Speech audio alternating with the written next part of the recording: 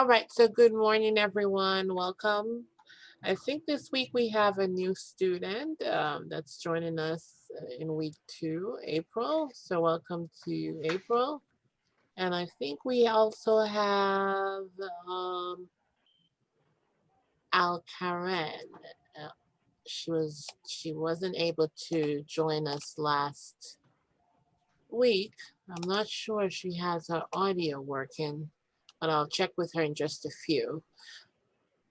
So just welcome back, everyone. I'm hoping I trust that everyone had a great week and you had some time to work on your executive summaries, work on your business plan. I did post some assignments for this week in Google Classroom.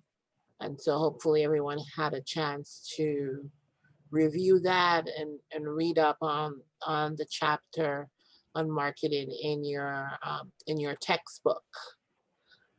So I don't think I have to go through the intro from last week.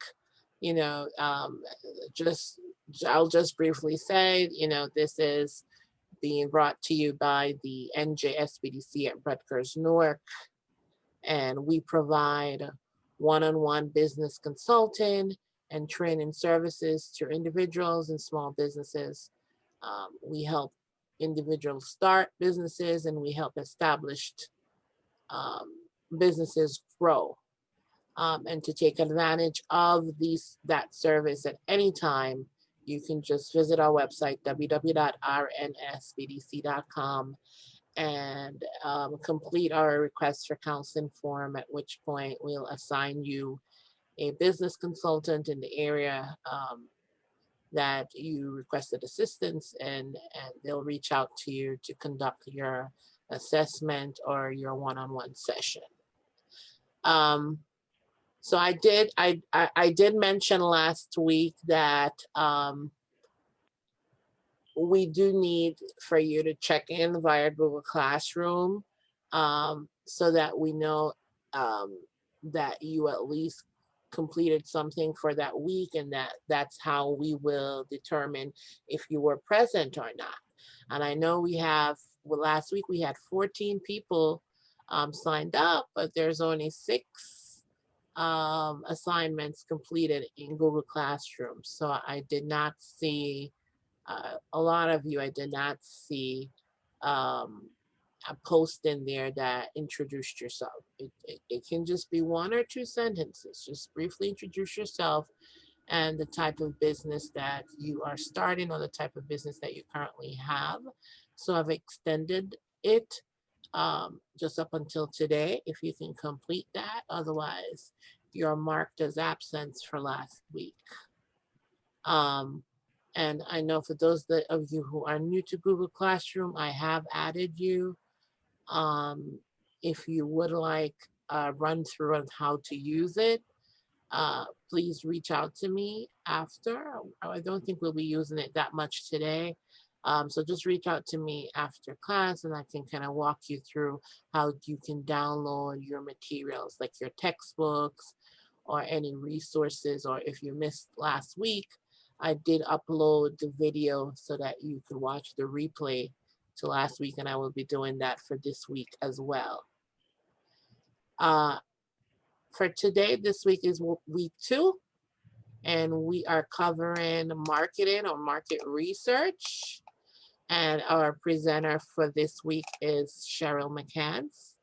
Cheryl is the founder and president of Impact Consulting Enterprise, based here in New Jersey with offices in East Orange and Newark. She's also our SBDC marketing consultant here at NJSBDC Rutgers-Newark.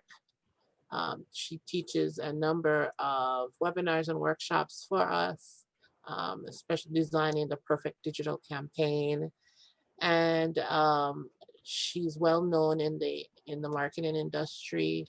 I guess she'll tell you a lot more about herself and some of the awards that she's won, and any notable projects that she's worked on.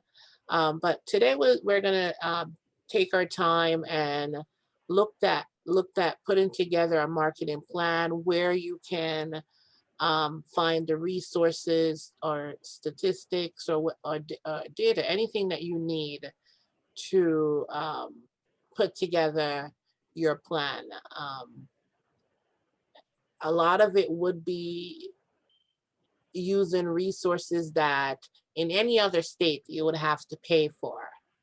But in the state of New Jersey, it's paid for by our tax dollars through the library services here. And that's why last week I did say um, it's good to have a library card because you'll probably need the library membership ID number to access some of these. But I think the last time we did this class, we realized that some of them we were able to log right into, and I think it's because the software is intelligent now to know that to pick you up based on your IP to know that you're in New Jersey. So I'm thinking that's probably why it's not asking for that membership ID number. But if you find yourself having difficulty getting into some of these resources, it could be you may need to enter that ID number, and you can get that from any local library right here in New Jersey. So without further ado, I will turn today's presentation over to Cheryl, and I'll be here throughout today's workshop if you have any questions. Okay. Good morning, everybody. So what time is it? 9:10. So my name is Cheryl McCants. As Priscilla said, I am the founder, president, and CEO of Impact Consulting Enterprises. We've been in business since 1989, and we are an award-winning marketing communications firm that specializes in telling stories that make people feel good about where they are and better about where they're going. So that said, I am going to share my screen, and in full disclosure, I am using a slightly edited version of a presentation that was created by another phenomenal marketing consultant at Rutgers-Newark SBDC. So I want to just put that disclaimer out there. And I think that what I'm going to ask everybody to do is make sure that you've got, whether it's a pen and a pad of paper, whether it's your phone that you're going to take notes on, or your computer, whatever the methodology is that you typically use to take notes and to follow along, please make sure you have that ready. Because as Priscilla did say, this is marketing, but we're really going to spend most of our time with marketing research, because you need to put together the research in order to get the marketing component of your plan together. What I'm also going to ask you to do is very briefly, so I heard Priscilla say that not everybody did their homework. So we're going to help you get that homework done. So if you can give me your name, the name of your company, what you do, and how long you've been in business. So that shouldn't take you, and I'm going to shut you off if you take more than a minute to get all that stuff done, right? So it shouldn't take you that long. So Cheryl McCants, founder and president of Impact Consulting Enterprises, award-winning full-service marketing agency, founded in 1989. So if everybody can do, and then the other thing I want you to do is one word that describes how you feel today, right? So how are you feeling? I am feeling energized because I think this count is going to be done soon. And I'm just hopeful and prayerful that, I can help push this forward and in any way, shape, or possible. So I'm taking my energy. You can't see, but I got CNN on in the background. So I'm energized. So with that said, we're going to go around, and I will, if you can unmute yourself. Also, this is a very interactive session. So be sure to ask questions. Let's try not to talk over each other. There is a slight delay with Zoom. You can quickly mute and unmute yourself by hitting the space bar. Sometimes it works. Sometimes it doesn't. Mine just did not work, so I take that back.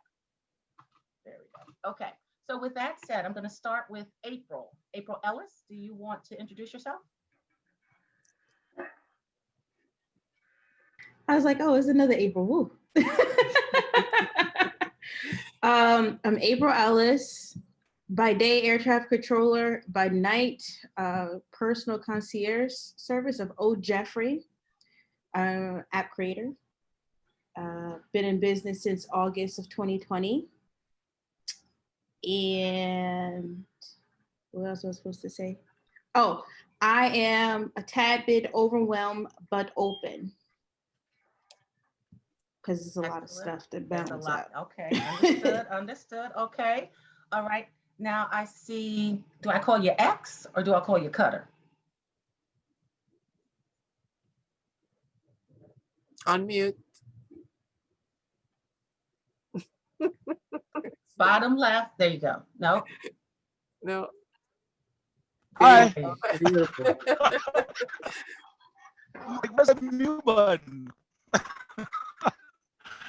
Good morning. My name is Xavier Cutter Cartier. Cutter is just easier. I am by day, I'm a business consultant for 7-Eleven. I'm also a chef.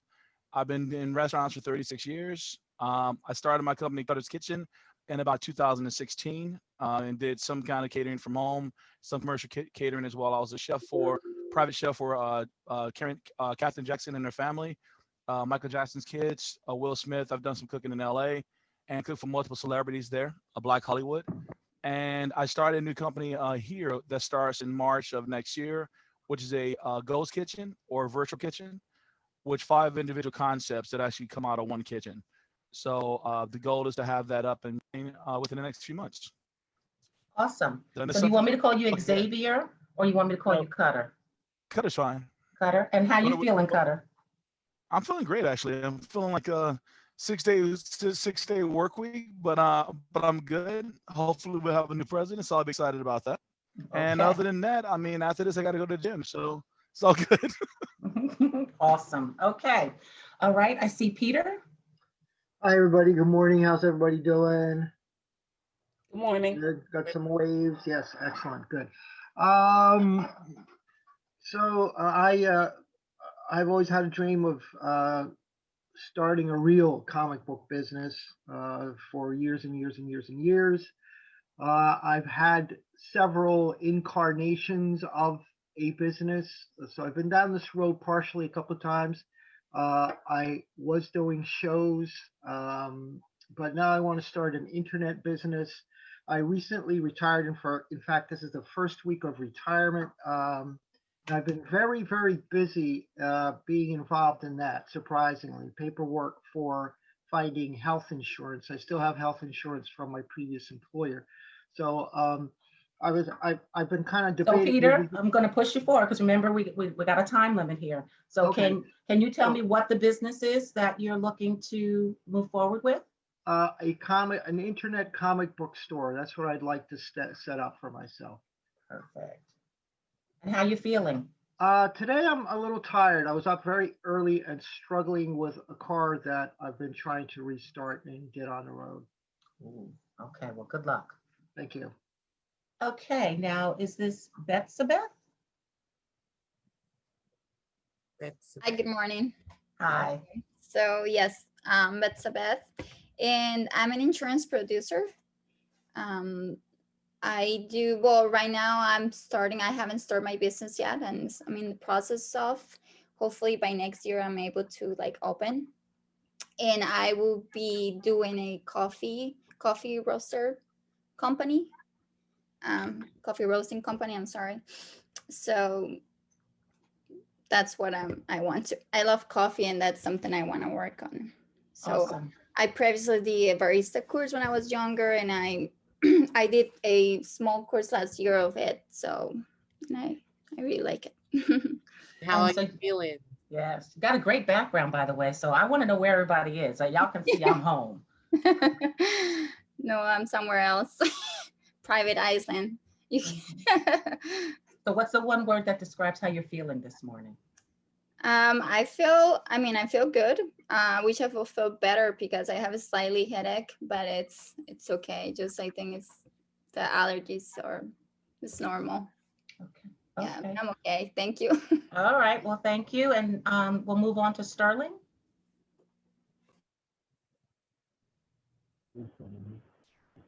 Good morning. My name is Sterling Brown. By day, I'm a locomotive mechanic for New Jersey Transit. And by night, I'm a co-owner of a men's self-care product. We have a launch date set for January 2021. And today I'm feeling happy. Awesome. Okay. So Sterling, maybe you can help Peter with his car. Just saying. Okay, let's see. Is it Kari or Kiri? How do I pronounce that? Hi, good morning. It's Kyrie. Kyrie, okay. Yeah, Kyrie. So my name is Kyrie Palmer. I am the owner of Obia Candles. We make candles for your home and also for your body. We make massage candles. We haven't launched yet. I hope to do it within the next few weeks. By day, I am a claims analyst for a major reinsurer. And today I'm feeling anxious. Very anxious about the election results. Okay, well, I'll keep y'all posted because I got Yes. the TV on in the background. Please, thank you. Okay, welcome. And then we'll move to Miss Laverne. Hey, good morning, everyone. Hope everyone's doing well. By day, I'm a product assurance engineer. I am looking to start my own cleaning services called Sunny Days Cleaning Service. Today, I am feeling tired, overwhelmed, a bit stressed out, but I am very hopeful. Okay. All right. Awesome. And Mr. Les? Can I just say before we go Yes. forward, I love everyone's job titles. They sound really good. I'm just saying, I'm like, oh, that's nice. Just saying. The product assurance kind of got you right. Mr. Les? Yes, good morning. Les Farrell, real estate licensed agent, dean of students by day, by the rest of the day, co-founder, CEO, COO of Hemp Now and Green Gang. And so Green Gang actually is a for-profit business that came out of Hemp Now, which is a nonprofit. And Green Gang is industrial hemp processing. We have a location in Massachusetts and now launching here in Jersey. Okay, so Green Gang is the business that you're working on? Yes. Okay. Well, and how you feeling, Les? Pretty good. Ready to go. Okay. Okay, awesome. All right, now, I don't know, is it Light Eyes? Hi, how you doing? Good morning, everyone. My name is Ebony, and I'm an accountant by day for a school district. And my business kind of started with, I'm Muslim. I took my Shahada 10 years ago, and it was just nowhere to go for new sisters to go to gain knowledge. And then you go to these mass jigs and the sisters are not really friendly, especially like when you're attractive because they think you want their husband. So it kind of, that's how the business started. So we kind of started it's called Intimate Conversations of a New Shahada. So it's like a group of us, we get together and we bring like keynote speakers and like people that's been Muslim for a really long time, because you don't know going into the religion. It's just so much learning. And the Quran can be difficult to read sometimes. So long story short, we wanted to start just like a hoodie kind of business, like a garment business with like different sayings of Arabia. So it's an apparel line, right, that has inspiring messages for Muslim women? Yes.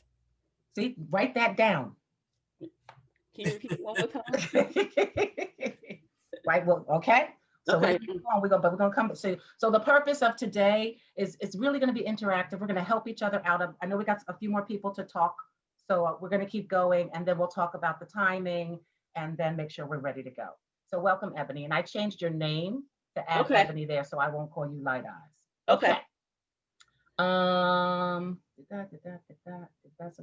Dana. Good morning.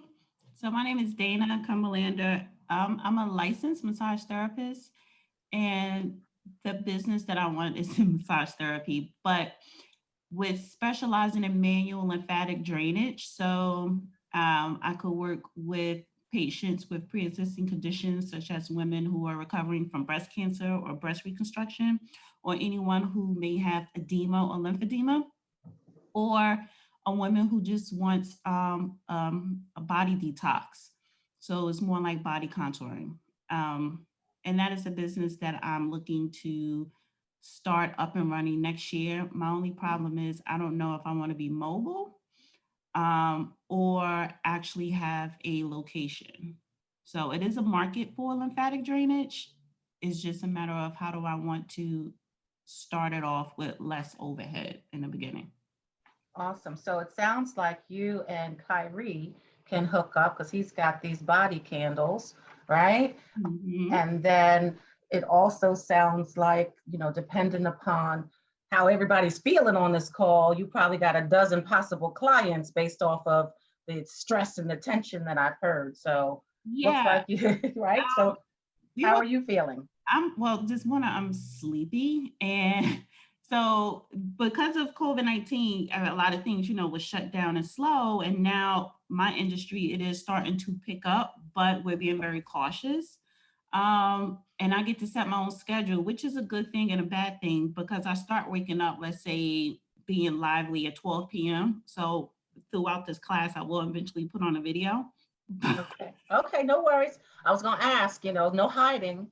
You can definitely, you can be someplace other than your home, but you can't hide. Right. Okay, well, welcome Dana. And then April Greer.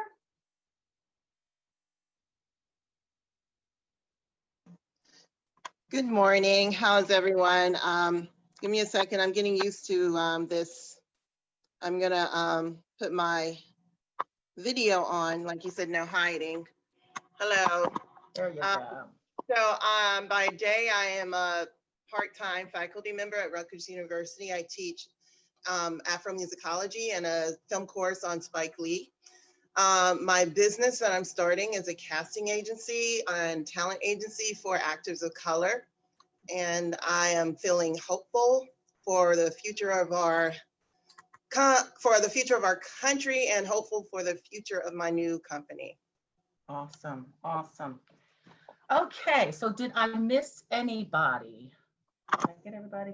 Yeah. So it looks like we've got the whole gang. So thank you for taking the time. So now everybody who did not complete their homework assignment, whatever you just shared with us, please go, as Priscilla has asked, to the Google Classroom and upload that little bit of information, and then you can check that box as done. So with that, I just want to talk, I'm going to start to share my screen, and I want to talk a little bit about how the day is going to go. I know that you have, this is not your first time, and I also know that 9 a.m. to 2 p.m. is a whole lot of hours. It's a lot of time to stay seated. I don't know if you've got a mobile desk or a standing desk, you can go up and down, but what we will do is we will break periodically and give ourselves like 5-minute stretch breaks. We'll also do a break for lunch, and then we'll wrap this up as scheduled. So with that in mind, I'll do a brief introduction of myself again. I am Cheryl McCann, CEO of Impact Consulting Enterprises. I am one of several consultants that are associated with the Small Business Development Center. And we are now here because of the Rutgers-Newark Small Business Development Center. And if you've been on any of my webinars or in any of my in-person sessions when we had them before, I'm going to brag about us. We are the best. There are centers all throughout the state. However, this one, we've got the best people here. So I think that this is really an exciting venture that you're going on. And for those of you who got a lot of startups and then some restarts and some great ideas. So I'm going to strongly, strongly encourage you as we go through today to make sure that you take notes. Be sure to ask questions. I might not be able to answer every question that you have. However, I will do my best to give you an answer or to at least guide you and direct you as to where you should go to get the information. That said, as Priscilla also mentioned, the resources are currently easily accessible, and it's probably a combination, Priscilla, of being able to identify the IP address, but also the state making resources available because of COVID-19. However, the best researcher in the world is your public librarian or your state librarian or your school librarian. They have access to knowledge and access to information that is really essential in putting your business plan together. So I just wanted to add something, Cheryl, as well. Mhm. So for those associated with us, if at any point you need help with a librarian, I will post that information in Google Classroom. The librarians at Dana Library here at Rutgers, they work alongside with the SBDC. So if you need help, you need some help with research, with getting some numbers for your business plan, I will post that information, reach out to, her name is Roberta Tipton, and she would gladly help you. You just need to tell her what type of business you have and what information you're looking for. She's really good at getting back to you, and she will help you with that research. And let me just add to what Priscilla just shared, is that in addition to helping you gather information for your business plan, my company, my team, we've reached out to the librarians to help us find information for different projects that we were working on. So you can leverage the access that you have to the Rutgers Dana librarians or the state of New Jersey librarians. My point here is that the librarians are here to help. It's a resource that is available to us, and they can help you with any kind of research information that you really need. You just have to be specific about what it is you're looking to have them work with you on. So you got your business plan, right? You got to figure out what success looks like. You have to figure out what your goals and objectives are. You got to do a SWOT analysis, right? So your strengths, your weaknesses, your opportunities, and your threats. You have to figure out what the timeline is. You got to figure out who's going to be on the team, who's going to lead. So all of these things, and the course that you're taking now is a phenomenal approach to getting that done and putting pen to paper or words to the Microsoft Word document or your Google Cloud document. The key is you want to write this stuff down. And once you get your business plan together, you don't complete it and then just put it away. The business plan is something that you should revisit and refresh on an annual basis to make sure, and look at this year, right? So who would have known that we would still be virtual at the beginning of November? So times change, and when you have critical disruptions, either in the marketplace or in the economy or in the environment, you want to then go back and rejigger your business plan. So consider it as a baseline that you can use to help you determine exactly what it is. So you've got the different components of the business plan. You've got your book. I actually still use that book, so don't throw it away. It's a good resource. It's a good tool. And so you want to make sure that this executive summary is the last thing that you work on, right? Because it's going to summarize all of the pieces that you put already in the plan. So what does that mean? So you've got your cover page, your table of contents, got that executive summary, you've got your org chart, I call it an organizational plan, and we're going to focus on the marketing plan. So does anybody need time to go get a paper and pen? If you do, just nod your head and I'll scroll, or unmute and say, hold on, but make sure you're ready to take some notes, because we're going to really be sharing some materials and looking at resources that are available online that you can access. So why do you need to market your business? You need to market your business because people don't know who you are or what you're doing. You might know in your head, your family might know, your friends might know. However, it's really important that the people that you are looking to buy your products or services understand what it is that you offer. And you want to explain some of your key differentiators. And so, for example, April G, I'll call you, right, since we have two Aprils.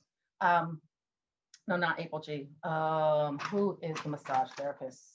Dana. So Dana, she's not simply a massage therapist, right? So she's got a differentiator. She's got a special niche. So you want to highlight some of the things that are different. And what I will say about April, she's just not looking to have a casting talent agency. She's really looking to focus on people of color, which is a very smart move nowadays, considering the changing demographics, right? So you really want to make sure that you market your business so that people know what you're saying and doing. You want to market your business, and at the end of the day, right, it's all about revenue. So the idea is to let folks know what you're doing. If you've got some special deals going on, I'm not a big discount proponent. I used to be the head of, I was director of communications for Nike's Jordan brand. And so one thing that we did at the Jordan brand is I would rather give you a pair of shoes. And yes, those sneakers, I call them shoes. When you pay that kind of money for something for your feet, I'm a big sneakerhead, but those are shoes. So I would rather give you a pair of shoes to have you buy something else than to give you a coupon that discounted it. And that was just because of the value proposition that we had for the product. So it depends upon where you are and what you're doing. You might do a BOGO, buy one, get one. You might do a complimentary 15-minute session if you have a service brand. So you want to figure out what makes sense when you're looking to market your business, understanding that even for the nonprofit, whether it's Pimp Now is the nonprofit, right? Or is Green Gang the nonprofit? Les, which one was? Green Gang is the for-profit. Hemp Now is the nonprofit. Hemp Now, okay. So whether Just, it's, and I'm sorry, just for a little clarity, Hemp Now is actually workforce development and job skills training within the hemp, within agriculture, but specializing in hemp, in the hemp industry. Awesome, awesome. So whether it's for Hemp Now, right, which is nonprofit, or Green Gang, which is for-profit, you still want to apply all of these tools and tricks and tips. They don't go away because nonprofit doesn't mean no money, right? For-profit doesn't mean more money. It's all about money. It's all about revenue. It's all about sales. So when you're putting together your marketing plan, right, we're going to talk an overview of your strategy, your goals, analyses, a strategy. How are you going to handle your customer service? How are you going to implement it? And then how are you going to measure it? So these are all of the different 6 components that you need to make sure that you've included in your business plan. So first, when you're putting together your overview, it's going to include your marketing plans and your advertising. And so I say include advertising, even if you don't necessarily have the budget for it today. You want to start to think about what it might cost. People then always say to me, well, how much money should we spend on marketing or advertising? And typically, you want to spend anywhere between 7 to 10 or 11% of your anticipated revenue, your gross revenue, on your marketing and advertising. That's if you're an established company. If you're not established, it's usually double that. And it's double that because you have to spend more because people don't know who you are. So it's a benchmark. It doesn't mean that it's all spent on an ad buy. It doesn't mean that it's all spent on marketing, but that's the collective piece of your public relations, your marketing, your advertising. I lump all of those into marketing communication. And then out of marketing communication, you have marketing, you have advertising, you have social media management, you have public relations services, and you also have your website, right? So all of that is that piece where you spend. You also want to make sure that you address and include your sales, right? So sales are not the same as marketing. Sales are different. Sales and marketing go hand in hand, and sales needs marketing support, and marketing results in sales, right? And we already said you want to make sure that you address your customer service. You want to make sure that your strategic overview sets your marketing goals, right? So what is your goal? And you don't have to have all of these, but you have to have at least 2. So is your goal for your marketing plan to expand an existing customer base? Is it to generate new revenue? Is it to launch a new product or a service offering? Is it really designed to develop and increase awareness? Because that's important too, right? So, or are we here to really lift up the brand, right? So we've got a little bit of awareness, we're looking to lift up the brand. So you want to pick which one of these goals. And if you do have all of these goals, I'm going to suggest that you space them out. There are other programs that the SBDC offers that talk to you specifically about creating a digital marketing plan or understanding your marketing DNA. However, the point here is that you want to make sure that you identify exactly what it is you're looking to accomplish and you don't try to do it all at once. So what does that mean? Some people say you have to have a SMART goal. I say they have to be smarter, right? So a goal has to be specific. It has to be measurable. It has to be achievable. And that achievable kind goes in hand with being realistic. They all have to be time bound. If you don't have a deadline, I'm also a former producer for MSNBC News, right? We had deadline. And so you can't just say, oh, I'm working on that story. I'll be with you as soon as I can, right? Because when it comes time for your spot to air, you have to be ready. So the same is with your goals, right? By when are you looking to accomplish something? Make sure that they are efficient. What I mean by that? I mean that you don't want to have to keep going back to the same thing. You don't want to keep going back and forth and back and forth. Look at the smartest pathway to get to a goal. And I equate it to, I don't know if you guys are familiar with Six Sigma or the Lean Sigma processes and methodologies. I see Laverne shaking her head, right? So some of you might be. And the simplest way I can describe it is through my child, right? So I have a college freshman here in my house, and I might ask her to go downstairs and to do something in the kitchen, and she'll go pick up a glass here, walk past the refrigerator, then she'll go back to go get a plate from this place, still going past the refrigerator, then she'll go back to the refrigerator and put something in the glass. So that just going back and forth and back and forth and back and forth. I would say, you know what? If we know we need to get the milk out of the refrigerator and the glass is after the refrigerator, I'm gonna go get the glass, get the milk, get the plate, get the food. So you want to have a pathway that is efficient. And you want to make sure that your marketing goals are efficient. And now, particularly given the environment that we're in, where you don't have the luxury of charming people with your nice smile in person or with your booming personality at that cocktail party, you want to make sure that your goals are rigorous. You want to make sure that they push you and that they are forcing you and or your team to really be all in to get it done.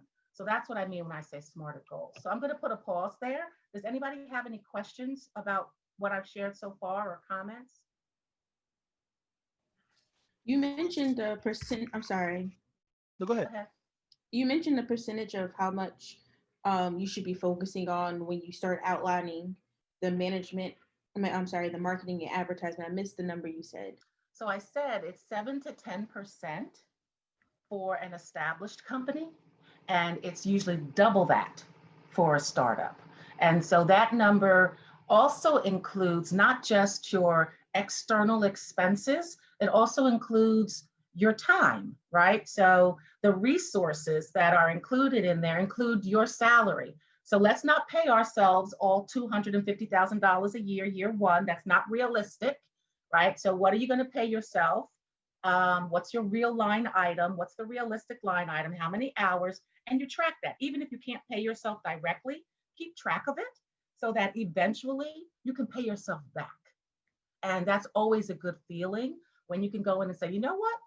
I'm gonna pay myself this month, and I'm gonna pay myself for last year when I didn't pay myself. So 7 to 10%, and that includes people, resources, and expenses that cover what I refer to as marketing communications, which are marketing, social media management, public relations, website design and development, advertising, all of those things that fall under marketing. Okay. Cutter, you had a question? Yeah, you talked a little bit about a discounting of the products and said you'd rather give a product away versus discounting it. What's your thoughts on discounting? Like, there's a loyalty programs. Obviously, a lot of companies have the loyalty program that brings customers in, actually fill certain parts of the business that may not be necessarily the busiest parts of your day. For food, I'm going to create a like your loyalty program, like basically every 5 meals you get 50% off on your 6 meals, something like that, to keep people coming into the business. But I also ran a company called Rainforest Cafe, and we had a problem getting breakfast or lunch guests in, and we started discounting the product. What I found is that we became very, we basically discounted the product, but we also kind of discounted the items themselves in the sense of they were perceived to be cheap. because after a while, so your dinner time actually got cut in half because people didn't want to come for dinner because they can come for cheaper for lunch at that time. So we kind of hurt our own business. What are your thought processes in that in terms of marketing? So what I would say is, and this is just my opinion, right? And I am not a chef. I am not a restaurateur. However, I do like to eat. And I do like when people cook for me. So with all that said, I would say you might want to offer, like if you think about it, like the Dunkin' Donuts, right? You'll get a free cup of coffee when you come in and buy a sandwich. So you might want to offer something extra without discounting your product.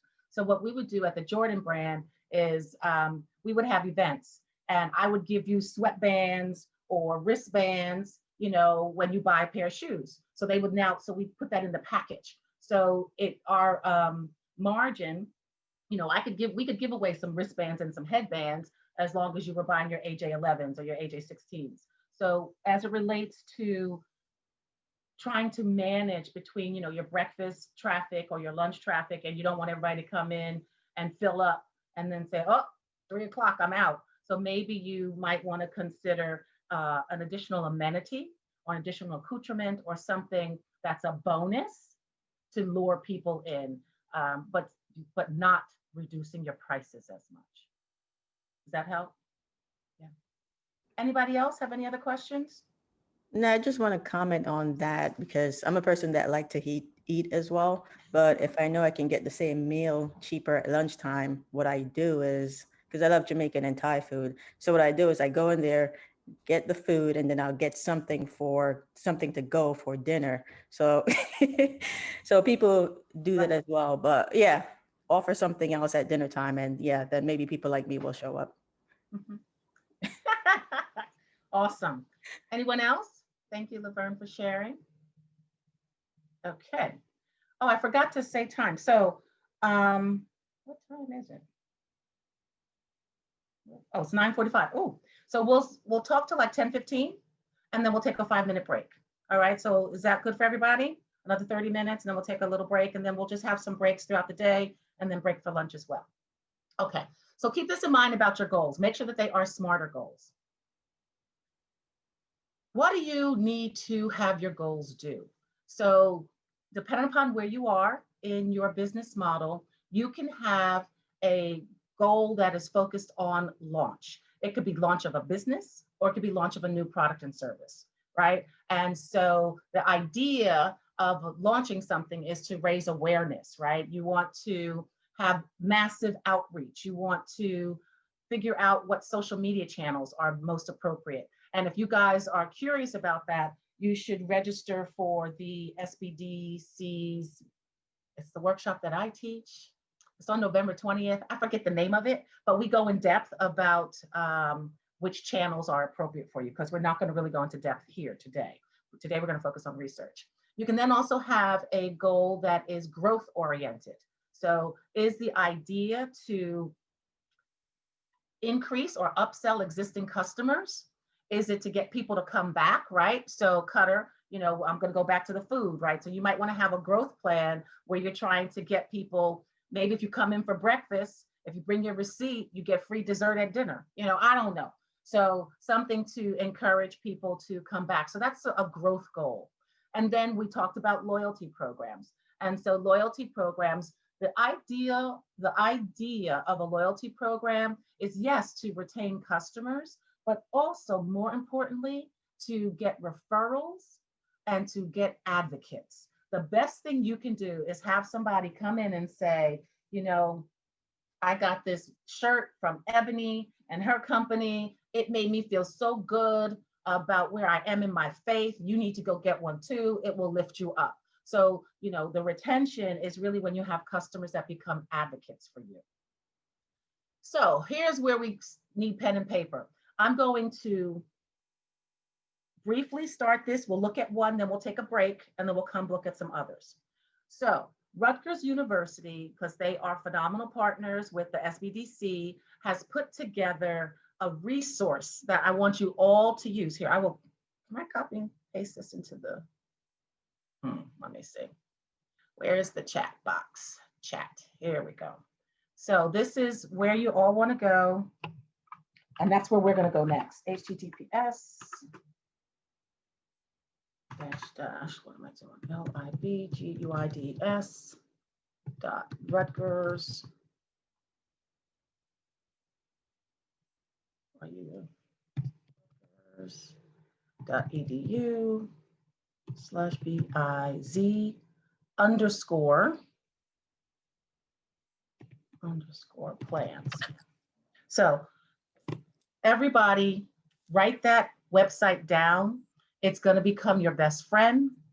We're going to do some research now, and we'll, look at different aspects for the different businesses. I'll try to make sure that we touch on everybody's business so that everybody gets something tangible out of this project, out of today's session. I'm also going to ask you to do some work real time while we're here, because I know that when I was working on my business plan, the only time I really had to work on my business plan was in the time in class. So I got you, I get it. So we're going to spend some time where everybody can go online in a real-time basis and start to look at some of what we got. So with that, I'm going to switch share, and I'm going to go to this website right now. So hold on. So while I'm doing that, anybody have any questions? No? Yes, maybe. I just kind of wanted to add a part of my business, not necessarily just particularly to personal concierge, as much as the model in which I was trying to aim for, which is like a Uber-like, someone who has free time can sign on to the site at their leisure and do different tasks. And so like Rabbit almost, isn't that what that? Yes, similar to that, but have more business-like tools versus just cleaning someone's house and fixing people's things. Okay. So I gave you that nugget so that if you had some insight as you go along, you can drop it more specific towards those things. I got you. So you'll come to my office and do some filing? Gotcha. Filing, mild bookkeeping, like Ebony's an accountant. She can help you organize your books. If she had free time, she can jump on and do something like that if she wanted. Got it. Okay, I got you. Okay, thank you for adding. So who just joined us? Is it Alkarin? Yes. So hi. So welcome. Hi. Can you please say, did I pronounce, make sure I say your name correctly, because I can mess up a name, so I apologize in advance. So your name, your business, how long you've been in business, if you're just a startup, and how are you feeling this morning? First, good morning. My name is Alkarin Paris. I'm just starting up, getting some information to start up. What type of a business? Food truck, the food industry. Okay. And you're looking to start up, you said? Yes, yes. Okay. And how are you feeling this morning? I'm good. You sure? I'm feeling, I'm all right. The only problem is that I live in Irvington, and I try to do it in Irvington, and after making so much plans for so many years, I just found out that they don't do that business. They don't have food trucks in Irvington. Oh. So it's kind of like a setback, and then I try Newark. So this session is going to be super awesome for you, Alkarin. Is Alkarin or Alkarin? Alkarin. Alkarin. So Alkarin, what we're going to do right now, actually, so you've got perfect timing, is we're going to look at resources that are going to help you identify where your competitors are, where your potential customers are. And then there's also a tool here that I have never used, but it is available, where you can find out what licensing and certification requirements exist for your specific business. So make sure, do you have pen or something to take notes? Yes, I do. Perfect. Okay. All right. So let me share let me make sure nothing personal is up here. Let me close you, Work. Okay. So, yeah, so when you're on Zoom and you're sharing, make sure that you don't have anything behind you that has personal information. If you share your screen, just be cognizant that people can do screenshots and then they can come back. So that's just my cybersecurity paranoia. However, I'm just sharing. Okay, so here we go. So I'm going to share this screen. All right, so this is the library guides for Rutgers. So if you type in that URL that I gave you, this is where it will take you. Bookmark this page. It gets updated regularly. It is a phenomenal resource. What I'm going to do is I'm going to minimize you guys so that I can increase the size of my screen. Okay, so that it's a little bit better. If you can't, I can't see you right now, so you'll have to unmute yourself and interrupt me. So we're going to go through, here we go. We're going to go through the different areas and the different tabs and the resources that are available to you. So this guide is designed to help you with your business plan. It is specifically designed to help you with this particular program that you're in. You've got industry analyses that we're going to look at. You've got competitive landscape that we're going to look at. You can do a market analysis. They even give you suggestions and ideas on ways to promote and market your plan. There's a sample business plan, and then there's information here about registering or licensing, which Al Karen is where I would suggest might be helpful for you. With that said, I'm also going to share with you, so I want to see your faces now. When you put your business plan together, it can be as in-depth or as topical. It can be as many pages or as few pages as is helpful to you. So there is what is called a one-page business plan. There's what's called a two-page business plan. There are business plans that can be 30 or 40 pages. The length of the plan will vary depending upon what you're using it for. If you are putting together a business plan so that you can go and seek funding, you want to find out from the funders how much information they want. Do they want a one-page overview? Are they looking for a presentation deck? My team, we worked with ASICS when they were still over in Japan. And we put together their investors business plan to help them come here to the US. So it was a deck that was only 8 pages. It's so hard to shorten information down because you have to make sure that it's right on point. So the length and the breadth and depth of your business plan will vary depending upon what stage you are in actual planning. So with that said, I'm going to ask you guys, does anybody know what, here, let me go to chat. Does anybody know what an NAIC code means?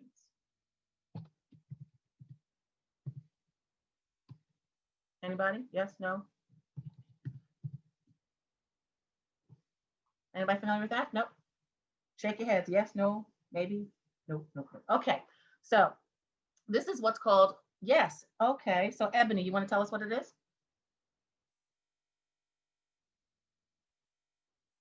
Ebony.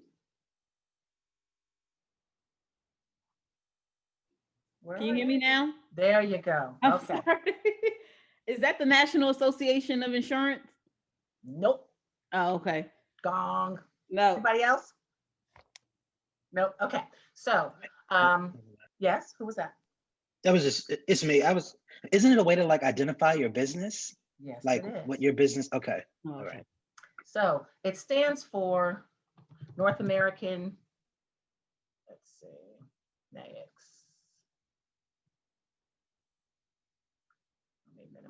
It's the North American Industry Classification System.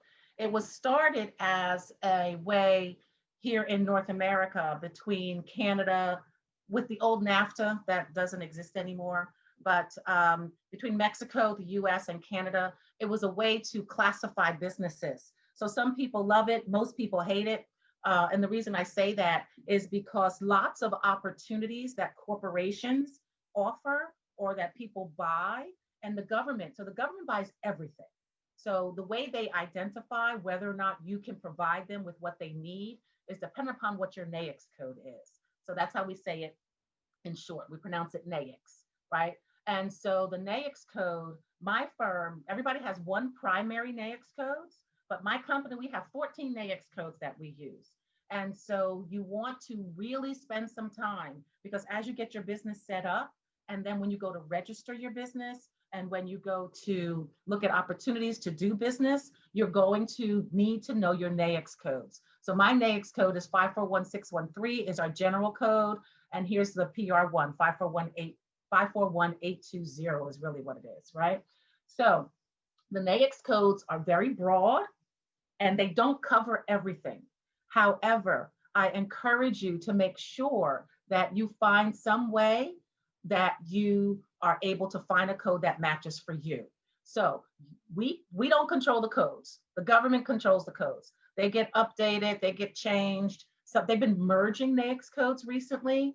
And so you'll see, like this says 2017 NAICS definition. So they started to put the year that they updated it, so you'll know whether or not it was relevant. So let's go to, I'm gonna start here. So if we type in concierge.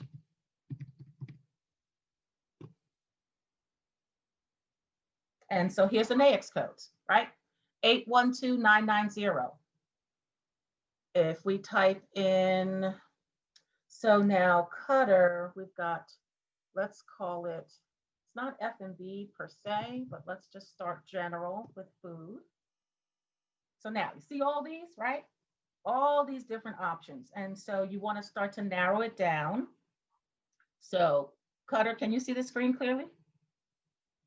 Yes? Okay. So I'm going to scroll. It's not pet food, dog food, fish food.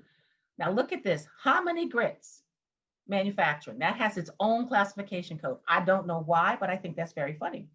And so food containers, food packaging.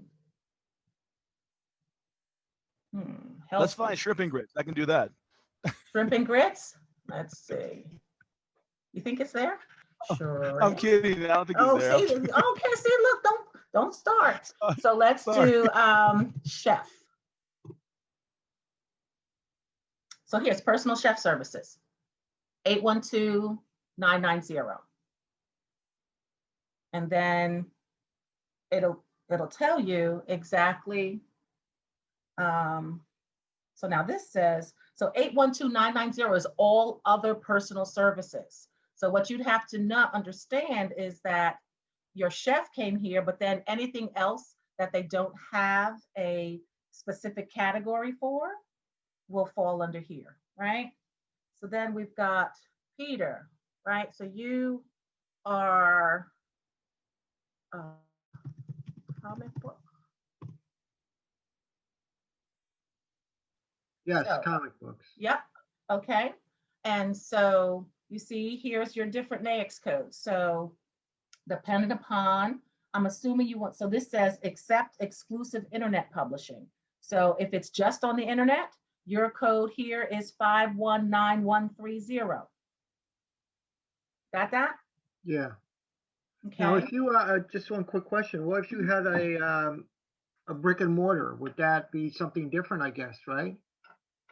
So if you have a brick and mortar, then you would have multiple NAICS codes, right? So you would be 511120 as well as 519130. So you don't have to have one NAICS code. Like I said, we have about 14.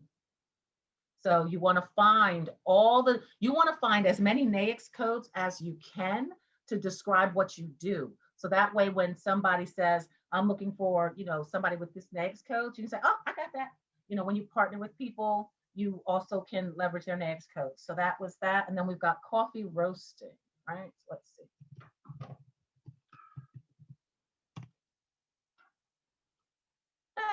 See? So who was that for? Besabeth?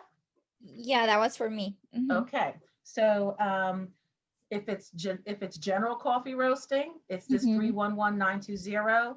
If it's coffee roasting machinery, it's 333241. So depending upon where you are and what you're doing, that will determine what NAICS codes you need to use. So Sterling, when you say men's self-care, what does that mean specifically? Like soap, body butter, body scrub. Okay. So what do we call those? Let me see. Health and beauty products, probably. Oops.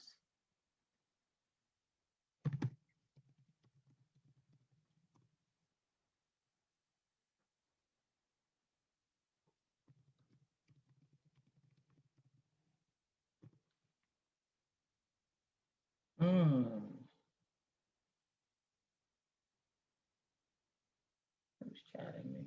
Grooming and health, maybe. Let's see.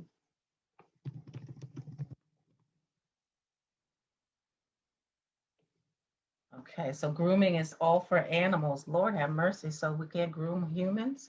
Let me see.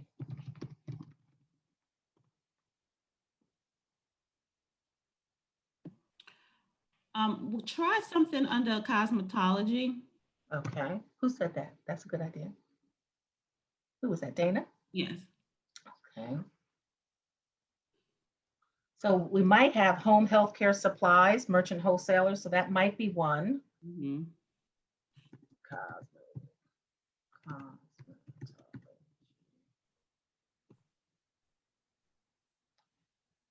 Salons or shops. Or cosmetics. So do you guys see how it's just trial and error? So you want to keep going? Yeah. And cosmetics seems to possibly be it, right? Right. So we've got toilet preparations, and they mean toilette, not toilet, right? So the cosmetics, the deodorants, the perfumes, if you're making them. And so this is where you would go to possibly use your NAICS codes, right? So this is a trial and error until you know exactly what it is that you need. So then we've got, let's see, candles. So here you go. If you are manufacturing candles or if you are wholesaling the candles, right? So there's your NAICS codes. Can I ask a question? Can you try massage therapy and also beauty products? Yes, I'm going to get to everyone. So I'm just going in the order that I have them listed. So you've got 3 more people ahead of you, but we got you. And so we've got cleaning service. So for Laverne, there's all kinds of different NAICS codes, and it varies depending upon what type of cleaning service. Everything from pillow cleaning service, like how specific is that? That's probably for hospitals or other types of healthcare facilities, all the way to drain and chimney cleaning services. So everybody, you want to really drill down, and if you clean all of these, then you put all of them as your NAICS codes, right? Okay, well, I was going commercial. I think I forgot to say that commercial, like, office building, maybe banks and things So like here that. you go right here, building cleaning services, interior, 561720. And then here's another building cleaning services for janitorial, 561, oh, this is the same thing, 561720 looks like it is for you. Okay, thank you. Okay, you're welcome. Then we've got, let's see, it's probably gonna be under cannabis.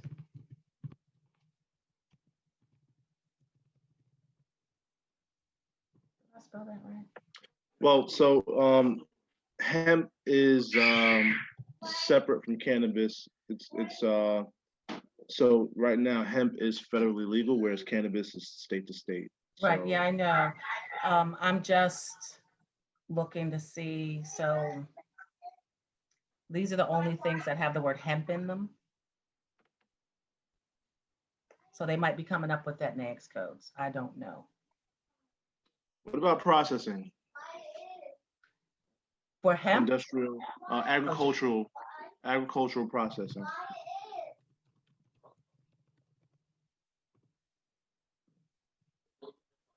No.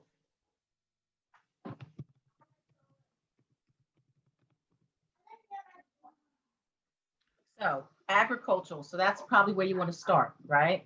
So in agriculture, research, pest control, weed control, irrigation. Here's what I would suggest you do. I would reach out to the librarian and ask the librarian for some guidance specifically as to what she might recommend, or maybe even from, this might be what's called, so these are NAICS codes. There's also SIC codes and RPG codes and PSC codes, so this might need to be a product specific code. So it might not be a NAICS, okay, Les? Could you repeat those codes again? I was making some of them up already. SIC. Let me see, I think it's PSC. Yep, so PSC codes is one. Then the SIC code. Yep, so PSC and SIC are other codes that are used to identify the different types of products and or services. It goes down to a more granular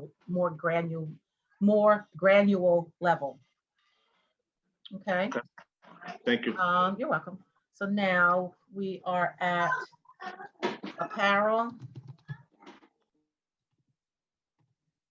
Oops, spelled that wrong.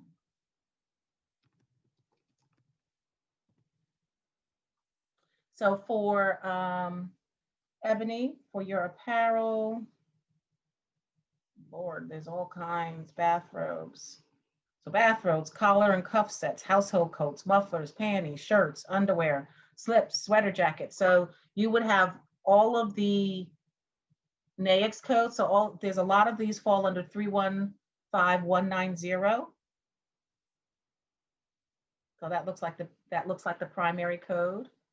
And then if it's outerwear, it looks like it's 315210. So you want to look at the NAICS codes and identify the ones that make the most sense for you. And so now, Dana, you wanted me to look up massage therapy? Yes. Okay. Oh, let's look up massage. There you go. So massage therapist instruction, massage therapist office, and then massage parlors. So you've got 611-519, 621-399, and then 812-199. And so, because the reason why I asked that, I said also beauty products, because if I'm selling products, I will probably have to use more than one, like I want a couple of these massages codes, the cosmetic. Yeah. I was wondering beauty products, what will come up for that? Nothing. So it's cosmetic. Mm-hmm. Yeah. So, which is, I guess that makes sense, because it falls under cosmetics, even though it's therapeutic in the healthcare. Can you just pull up healthcare too? So healthcare, this is now, I also want to point this out. This is healthcare spelled as two words, right? Mm-hmm. And sometimes healthcare is spelled as one word. And so know that healthcare as one word is not used by the NAICS system. It's healthcare as two words, okay? So it's trial and error. And like I said, we have 14 NAICS codes. So you want to get through them all, and then we're going to. Yeah, I would definitely have to use healthcare too, because I just saw under healthcare the two separate words where I fall under as well. Exactly. So we got two more. Then we're going to take a quick little break. So for casting, now this is for April G, right? So we're talking about, I think you're a 711 code. Here we go. Oh, you're not. Here we go. So casting agencies. If you look down here, your NAICS code is 561311. You got that, April? Where is she? I don't see. Yes, I do. Thank you. Okay, you're welcome. And then Al Karen. Could you also do talent agents, because it's a casting agency and a talent agency? It'll probably be the same. Let me just click on one of these.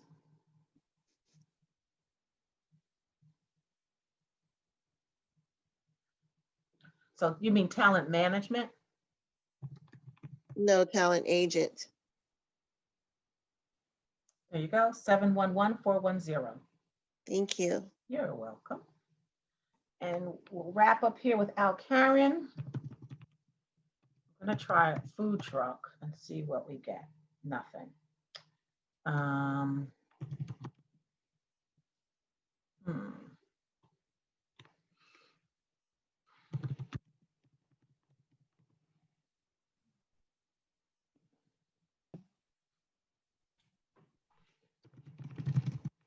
Maybe mobile deliveries or mobile food. Maybe, we'll see. Here it is, mobile food services. So did y'all just see what I just did? Could you still see my camera when I did that Google search? Yes. So this has to do with your marketing. So when you get to your website, there's now what's called mnemonic searching, right? So it's not just one keyword. So when you're writing, you want to put in a phrase or something that somebody would type into their search bar so that it'll show up on your page. So let's go back here and we'll go to mobile food. So mobile food stands is what they refer to it as. Okay. So it includes ice cream trucks, food concession stands, and then does that help? Who was that for? Al Karen, that's good for you? Okay, so that was just the first brush of understanding what a NAICS code is. And so you need to, when you have your business plan, you want to make it clear that you understand your market. And I hope everybody wrote their NAICS code down, because when we come back and we look at the resources, you're going to search by NAICS code. And the NAICS code is what the databases, particularly those that are managed by state or federal agencies, use to track activity or track competition. So I did not write anybody's NAICS codes down, so I hope you all got yours. And when we come back, we're going to spend some time looking at the other different areas where you can get market research for your business. So does that sound like a plan? Yes. Okay. Yep, we're good. Did I miss anybody? No, no, okay. All right, so I have 10:15. Can I trust y'all to come back? You're not gonna like shut your video off and then walk away, are you? No. Okay, all right.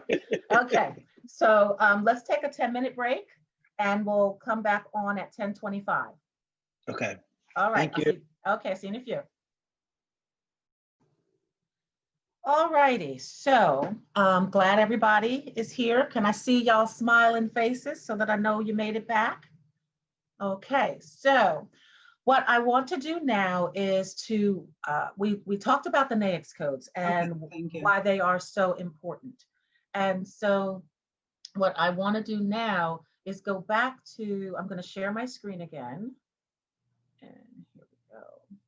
And what I want to spend some time now with you all on is I'm going to show you some stuff. Does everybody have the ability to, are you on a computer or a laptop where you can do some research for yourself? If you do not have that ability, can you let me know? I have it, but I'm not savvy with this computer. I Okay. have not. So what I'm going to ask everyone to do, if you can, and we'll do this together, open up a tab in your browser, whether you use Google Chrome or the Safari if you're on a Mac, or the Edge, I think is the new internet one. So if everybody can please open up a tab on your computer, and I want you to go to this URL, this, here we go.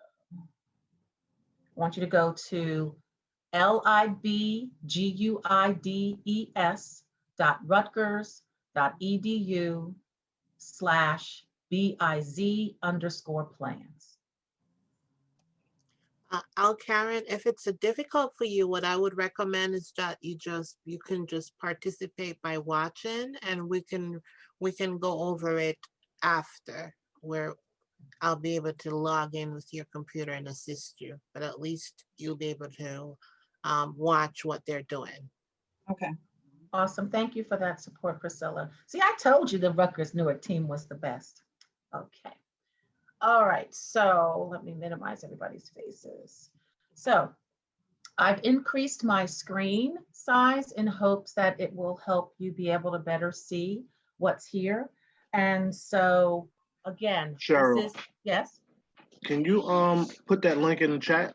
I think I copied it in incorrectly. Sure.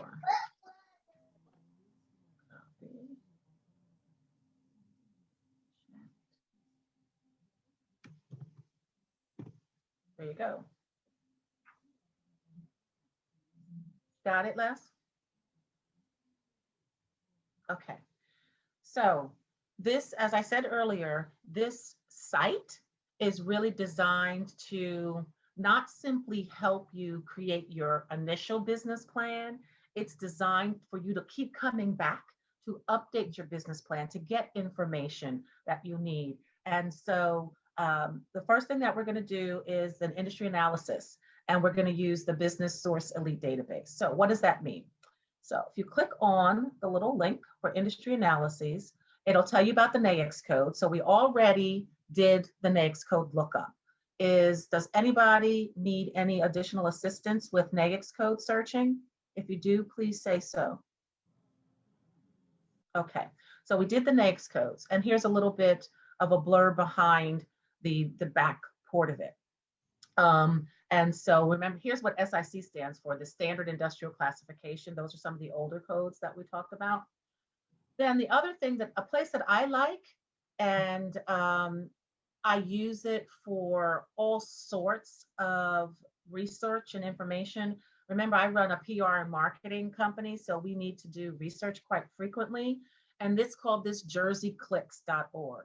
So Jersey Clicks is ideal for getting background or research. And so what I'm going to do here is I actually use this site, or I recommend that my daughter use this site when she had to write papers. So as an aside, if you need to find additional online resources for anybody that's working on papers, et cetera, you can come here and do Jersey Clicks. And I also think if they still had it, they used to give you Rosetta Stone for free. See, look at this. So you can come here if you want to learn another language. The Rosetta Stone is available. So I think that was awesome, but I digress. So back to everybody. Okay, so what I want us to do is we're going to click here on Business Source Elite. What this is going to allow us to do is to gather some research on our market, as well as give us research on our competitors. So we're going to click on Advanced Search. Now, when you use this tool, while you want to use it to understand your business, understand where your competitors are, I caution you that the information is not necessarily up to date, but it is a great source of information. So let's say we want to find out how many different food trucks. So what was the language that we had to use instead of food trucks, Karen? Mobile food stand, was it that? Mobile, I don't know. You didn't write it down? Mobile. It was mobile. You said Yeah, mobile food services. There we go.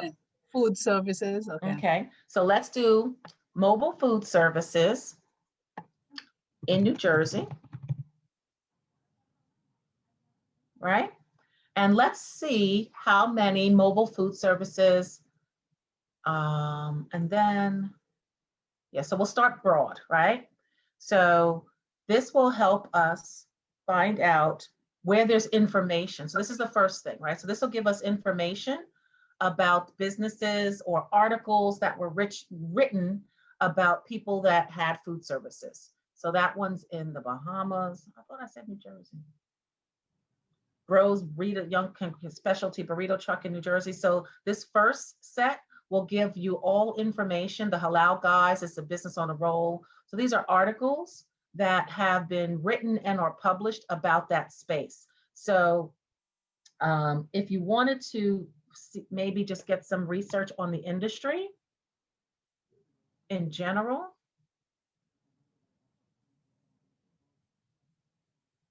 Okay, so if you want to get some information. Click to get to that part. Say one more time, Dana. What did you click to get to that part of the website? So I was on Jersey Clicks. So here, I'll show you again. So I started on the Rutgers site, right? Then I clicked on industry analysis. Then I scrolled down to Jersey Clicks. Okay. And then, so from Jersey Clicks, I then went to Business Source Elite. And then in Business Source Elite, got to here. Okay, thank you. You're welcome. So this is where you can get just some background information on the industry. You can figure out, so here's one, competition of a different flavor, how a strategic group identity shapes competition and cooperation. So it's about mobile food services and alliances, the economics of food vendors specialized to serving women, infants, and children program. So this first place is an area where you can go to get background research, right? Then the other thing that I want to show you is, that's the industry analysis. So then if we go to the competitive landscape, is that where it is? Yes. So back in Jersey Clicks, reference USA. So this is the database wherein, hold on, LMNOP. Is this it?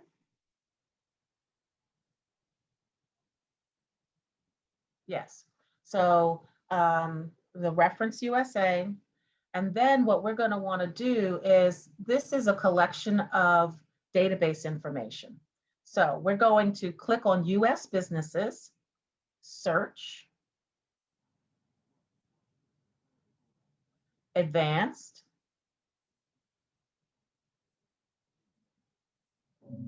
okay. Now here's why you needed your NAICS codes. So you have the ability to search by a multitude of options. And so what I believe is the easiest thing to recommend is do keyword NAICS group, right?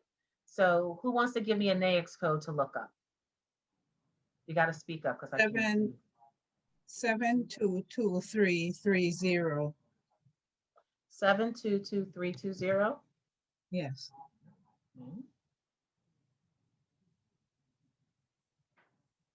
722320. Are you sure that's right? This is for 722330. Oh, 30.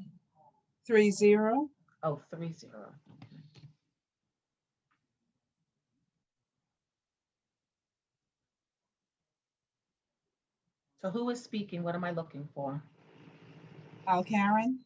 Oh, Karen. That was the food truck, the mobile food truck NAICS code? Yes, that's mine.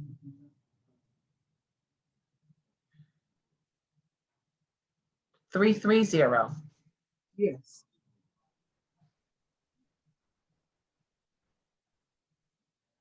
Where is it?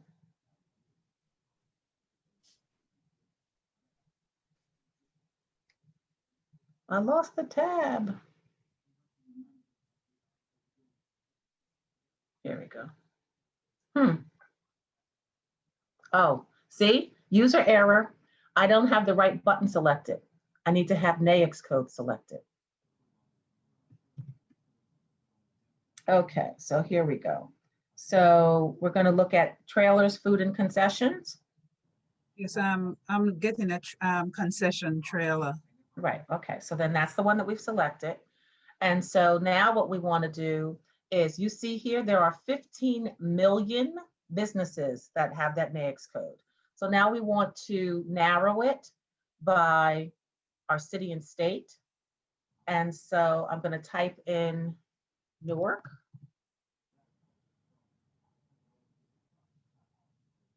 Newark, New Jersey.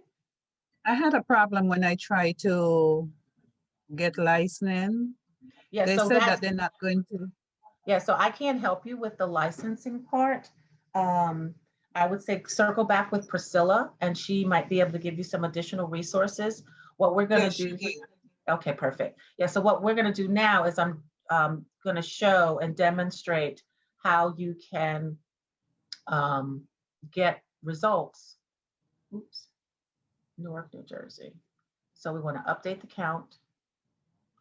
So there's no registered food trucks in Newark. So let's come out of here and let's do. I tried Elizabeth. Yep, so let's do metro area.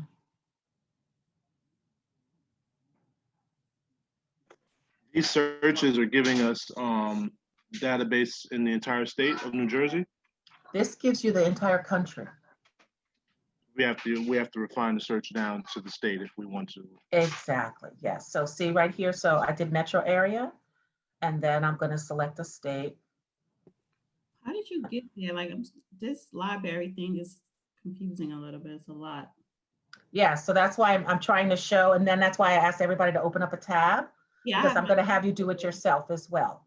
So we typed in New Jersey, so then we're going to do, so this shows you've got sort of the Allentown, Bethlehem, Pennsylvania area, Atlantic City area, the New York City, New Jersey, Pennsylvania, so like that tri-state, Ocean City, then Philadelphia, Pennsylvania, New Jersey. So you can say what piece are you looking to look at? And so we've got food trucks, 77, view results. It says none.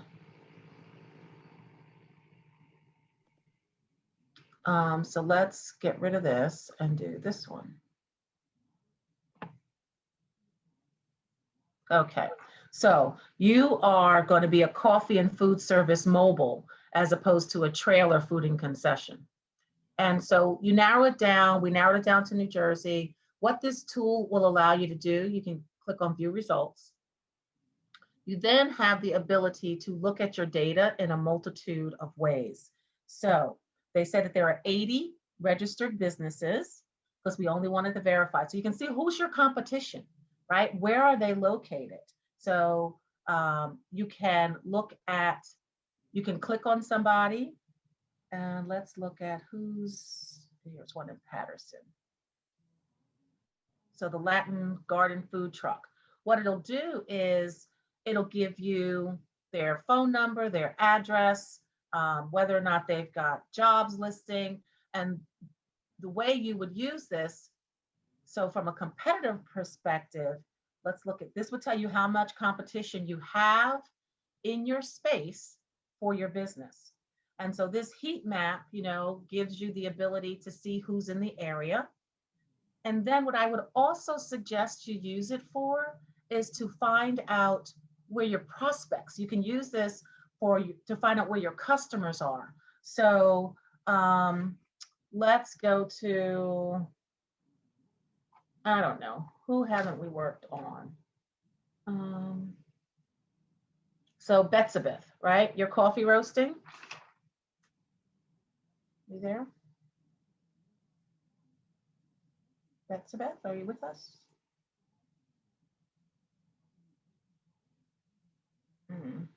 Okay. All right, so Betsabeth is not back. So let's do, how do I pronounce this? I wrote it down. Kyrie?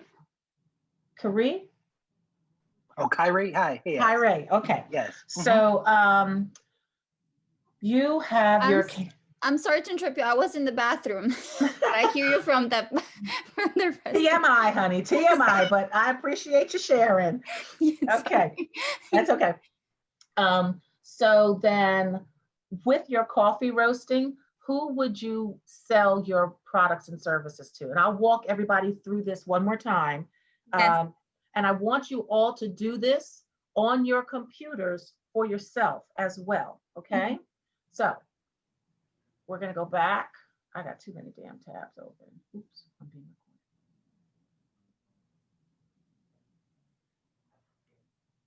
recorded. Okay, so we're at the competitive landscape. Okay. Then we're going to click on reference USA.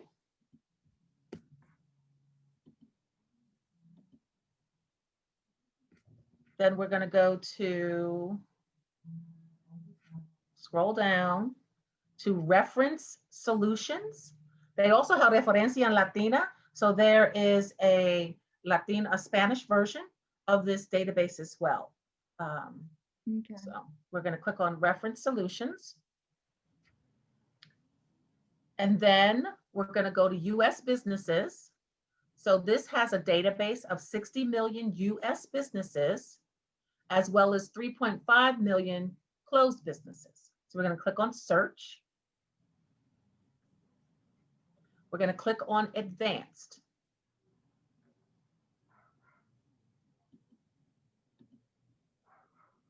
And this is where your NAICS codes comes in. So you can do verified businesses where they have a phone verified and quality check. You can also do unverified businesses, so it might not be accurate, okay?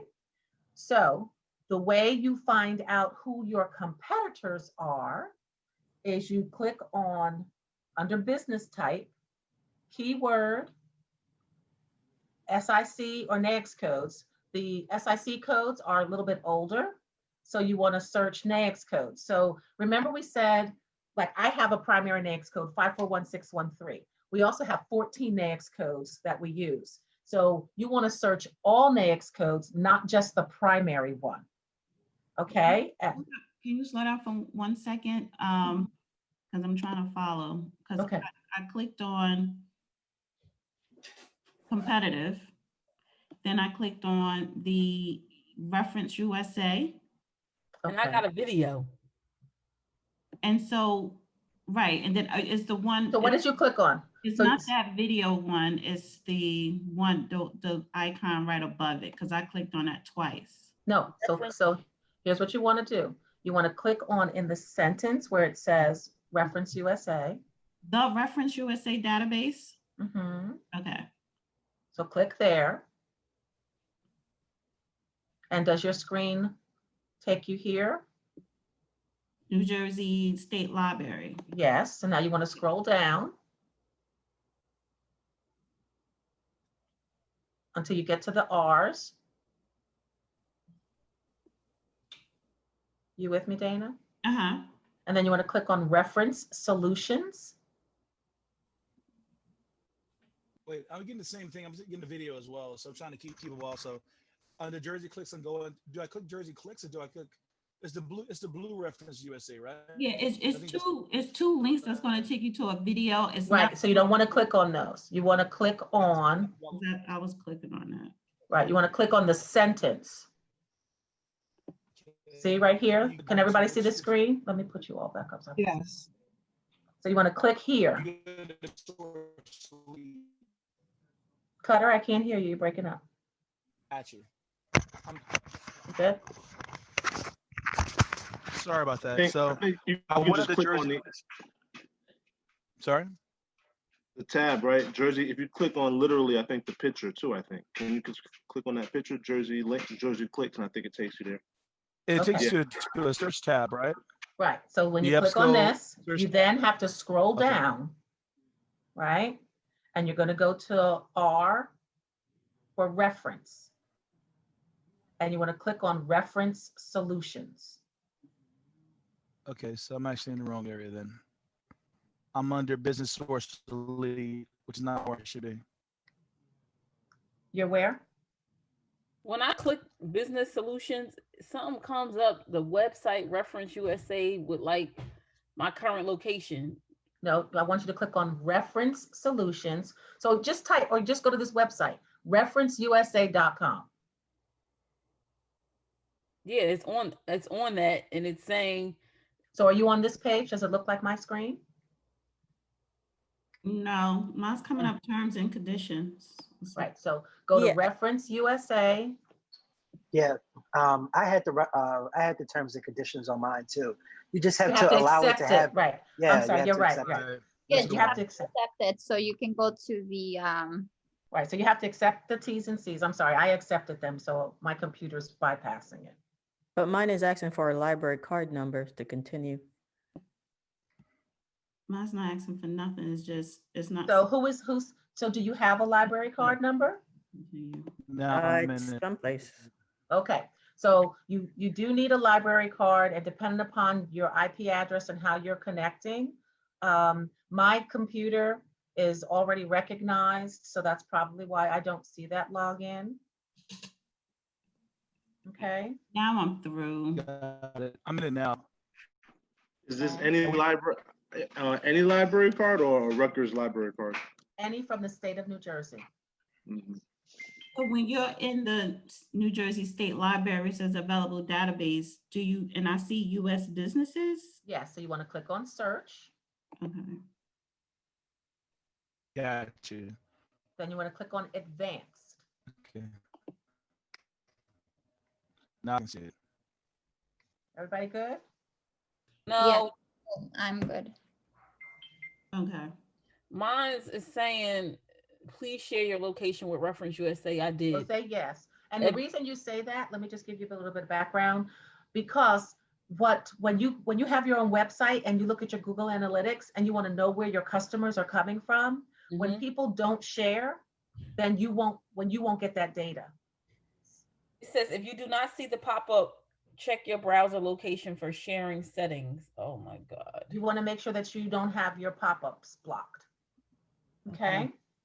And so then from here, you can do just verified businesses or verified and unverified businesses, right? And you want to decide how you're going to search. So this is where the NAICS code comes in. And here on the left, under business type, you want to select keyword /SIC/NAICS. So, Cheryl. Yes. I'm sorry. Can you just when you talk about verified versus unverified businesses, what's the difference between the two? I mean, so verified means that they have confirmed the company name and the company phone number. The database has confirmed that. Unverified means that they haven't been able to confirm them. However, what I can tell you is for my company, they have someone who hasn't worked for me in 10 years listed as the point of contact. So I'm verified, but they have the wrong information. I do not know how to update it. So I have email to ask. So it's going to give you the verification that the business exists. When you're using this for customer research, right? So now we're looking at competitors. You can also use the same tool for possible prospects. So you can download a list of all the people that you might want to connect with. So that's where I was going with Betsabeth. So Betsabeth, when you sell your coffee, who are you selling it to? Who's your ideal customer? You're muted. So my ideal customer will be definitely people who really loves coffee and who are willing to like try and new specialty coffee. So hold on. No. So who's going to buy your coffee from you? Are you going to have a retail store where people come in? Are you going to sell it to somebody and then they're going to sell it on your behalf? So I will sell it. Especially if it's going to be online. I'm not going to have a retail store. It's going to be mostly wholesales. Like I will sell it to specialty coffee shops. Okay, hold on. So stop. Yeah. So let's look up. When we look up coffee, right? Because you have to know who you want to sell it to. Yes. So if I don't know if coffee shops, coffee makers, coffee merchant, wholesalers. So that's who you would sell it to? Yes. Mm-hmm. Or would you sell it to a coffee and tea store? Yes, I want to do both. So let's just pick one, right? Because you got to do one at a time. Okay. So we're going to, so what we've done, everyone, is we looked up the NAICS code of the potential customer, right? So I'm going to copy this. Now, what tab was I on? Here we go. So then we're going to click And so I now can see the different options, right? So non-alcoholic beverages, that's an option. Coffee and tea. I'll say miscellaneous food stores. Okay, so we're gonna look here. Let's do update count. So there's 73,000, so nearly 74,000 businesses that fit this category. So now let's go back and let's narrow it down to New Jersey and then NO, New Jersey.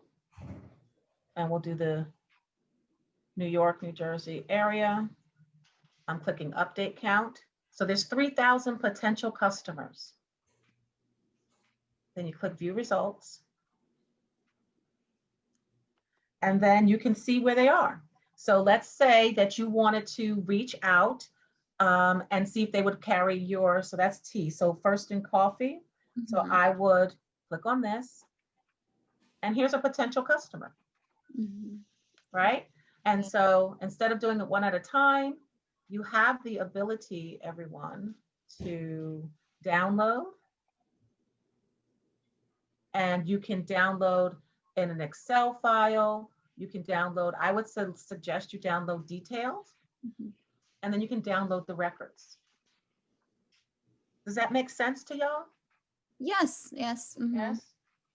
Does anybody, so we just did one for Betsabeth.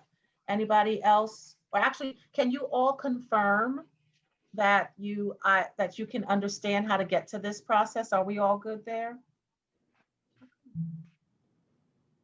Yes, I'm okay with it, except for me, when we looked up the codes, the code, there was nothing that was directly internet store-based stuff. There was only publishing, internet publishing, comic book internet publishing. But I know, I see what you're doing.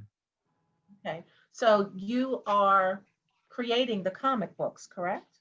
No, I am selling them. I am selling a product. Okay, so I misunderstood. So when I went in to search for that, and I put in comics, I got up that list, but there's nothing in there that's a retail comic book stores. Online. There's nothing retail online. There's brick and mortars, and there is, right? Just comic book stores. It says stores. It doesn't say exclusive, not internet. So it could include internet, is what you're saying. Absolutely. Okay, I got it. Yep. Thank you. You're welcome. All right, so does anybody have any questions before we move on to the next tab? Is this helpful at all? Yes. Very helpful. It's helpful, but I think for me, I might have to play around with it because I'm putting in my information. It's not very specific, and so I put in something that's close to my field, and it's thinking. It's not even coming up with the information that I need. So right, so you do have to fiddle around with it. And not everything is going to be everywhere. So that is completely accurate. And so we have the industry analysis, right? We looked at the competitive landscape. Now let's say you want to look at your market. And once you get, you have to figure out which NAICS code is really the most popular, which data point is really going to give you what you need, right? And so it is trial and error. And I have been looking at this database for at least a decade. So I even still have to fiddle around with it. So don't beat yourself up about it. Like, does it do that sometimes? It's not even pulling up the businesses, it's just thinking. It's spinning, so you might want to close out. It could be, and also just keep in mind that the internet, your bandwidth could have an impact on it. It could be that the system is just kind of overcrowded and overloaded. I don't know. I only have one child, but she manages to have her laptop and 2 or 3 TVs on and her cell phone on at the same time, all dragging my Wi-Fi down. So it could also depend on that. And depending on your actual RAM that you're using on your computer, you're pulling in 6 or 7 other video feeds off of Zoom. and it's trying to process all the movement people. Yeah. So it might just be your But I don't computer. need, yeah, and you know what? I don't need to pull it up. I just wanted to know how to get there. Yep. Yeah. Yep. No, that makes sense. So now for market analyses. Carol, I have a question. Yes, ma'am. Yes, with what we just did, if I wanted to go to a specific place in New Jersey, it would tell me, or I have to get that information from licensing where I could go. I didn't get to that part yet. Oh, okay.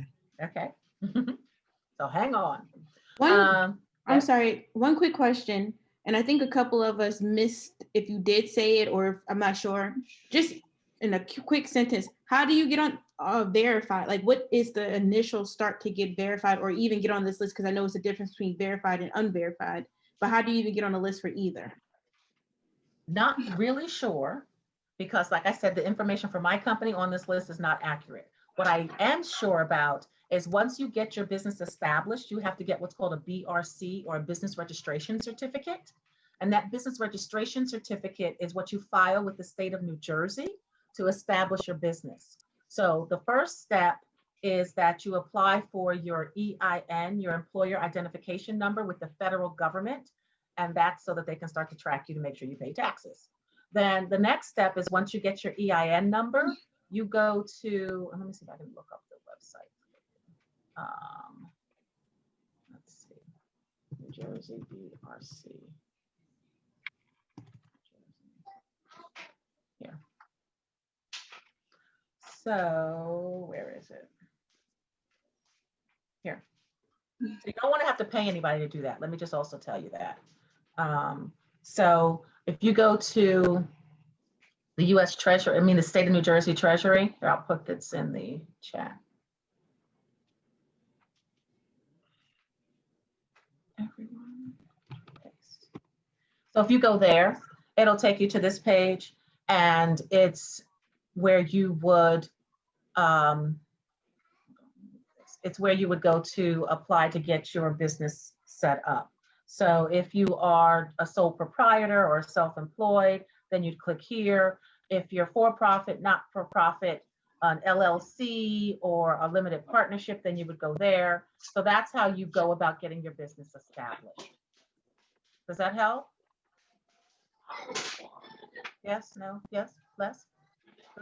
Yes, it helps. Okay, perfect. All right, so where were we? So for market analyses, this will give you information on the economy, right? So we use the US Census, and I don't know how many of y'all participated or did not participate. I hope everybody filled out the US Census. This data not only determines whether or not we get money to fix our streets, right? But it also is used for businesses when you're looking to identify markets that you should go into, or what the landscape is. And so let's say Sterling. Where's Sterling on my thing here? Are you there? Yeah. There you go. Okay. So Sterling, you've got men's self-care that you're looking to launch sometime next year, right? So when you put together your market analyses, you're also going to include who your ideal customer is, right? And so in my other program that we do, we really talk about creating those customer profiles. And when we finish with this data, I'm going to share some of that with you all today. However, I say all that to say is you want to get as firm of an understanding as to who buys your product as possible, and then you can go find out where they are. So I'm going to ask you, is men's self-care? So who's buying it? Is a woman buying it? Is a man buying it? A man buys. Yeah. You guys buy stuff for yourselves? I'm joking. Okay, so men are buying it. How old are they, give or take? 35 to 50. 35 to 50 years old. And how much money do they make? Between 40 and 60,000. 40, 60, so 40 up a year, right? Now you're gonna see why I asked that. So let me minimize you guys again. Okay, so we're gonna go to quick facts. And again, this is trial and error. So let's say that we want to find, I don't want to do quick facts. Let me see. Collective fact. Age. So we want,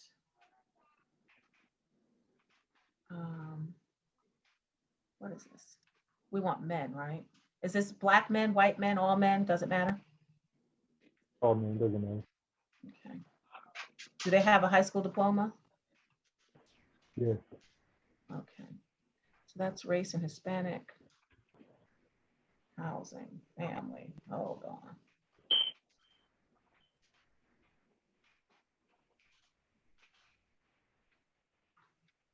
So this is not the one I want. Hold on. I want to go to the broader search. Let's see.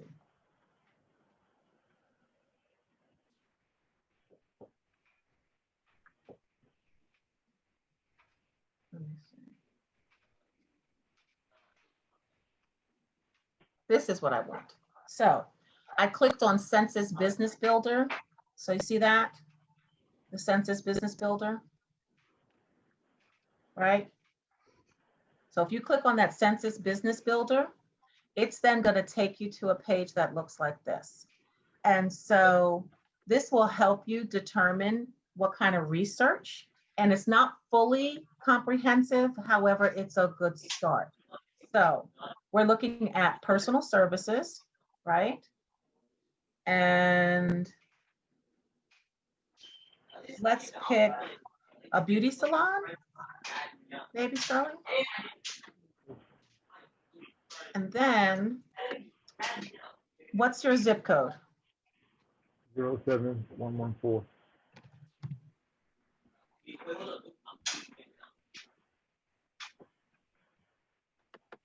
Now what it's going to show you is the number of beauty salons and the location of them in this particular area. So it tells you, oops, sorry, I hit the wrong button. So it's going to tell you, let me scroll down here, that the average household is 2.5 people. The average median income is $26,970. So we need people to make more money. So let's go back.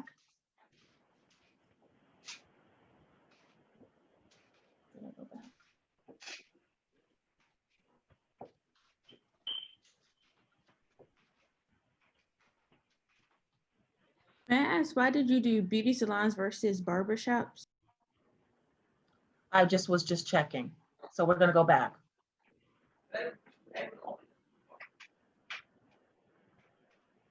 Okay, so here we go. So we did personal services. We'll do barbershops. What was your zip code again? 07114.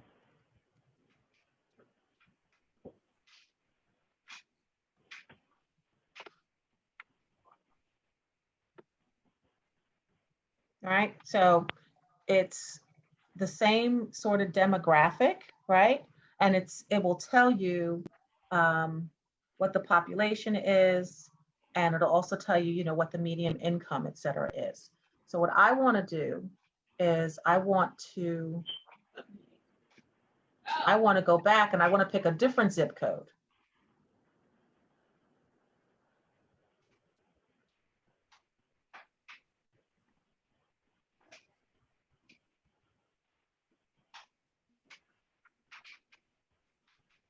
Okay. All right, so we're going to do personal services. We'll do barbershops. Now let's do Montclair.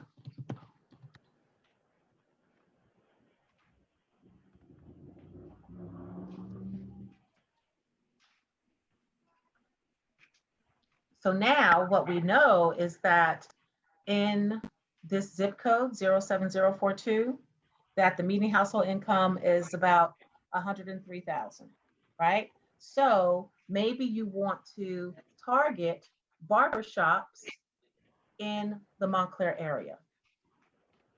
Does that make sense, what I'm trying to show y'all? Yeah, that makes Right. sense. I have a question. Mhm. How accurate is this data? Well, did you respond to your US Census? Yeah, I did, but I'm looking in my I put my zip code in, and this is the medium income. Wait, maybe I need to make it bigger. Hold on, let me see something. So this data is a function of the US Census. So it's as accurate as people filling out the US Census. Oh, okay. I had to make the screen bigger because I thought it said 15,000, but it says 153,000. But okay, yeah, that you sounds feel better now? right. You feel better? Okay, good. Okay. All right. So this is another tool that you all can use to help gather market information, to help gather market research. And so I'm going to make sure that I come back and show you about the certificate. And they also have samples and ideas for promotion and marketing. Move that. So they'll give you little links. Oh, here's another thing, right? So I don't know what they're going to say here about registering a domain. What I'm going to tell you about registering a domain is that do not start to search for a website URL until you are logged in somewhere and ready to buy it. The reason for that is there are bots and trolls all around, and they will buy your website when they see you searching for it, and then you have to pay a whole lot of money to get it. So I don't care who, I don't have any stock in any website hosting company. My company, we design and develop websites. A lot of people are familiar with GoDaddy. So GoDaddy, I personally, they're not my favorite. I use bluehost.com for some clients. There are other ones, and it doesn't really matter. Well, it does, because they have different price points and they have different things and different services. The primary point is don't start searching for a website until you have got an internet service provider and you search through them, because if you see something that you like, you need to buy it before it goes away. Does that make sense? Yes? Okay. This is when we want to create our website. Yes, when you want to create your website. Okay. So like, for example, I use bluehost.com. So,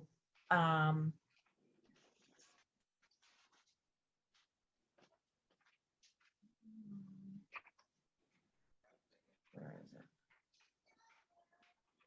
So you would set up an account, you'd figure out who you're going to connect with.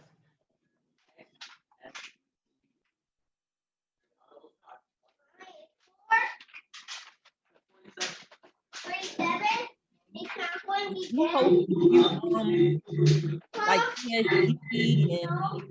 I can't understand you, hon. Hold on. Okay. Say it again. Does Bluehost give you, I think it was like 3 different sectors, and I think it was like one where basically your website is housed, but it's like housed. Everybody will do that for you. Yeah. So that's just a function of your internet service provider. And so you can park a domain. So see, we have tons of domains.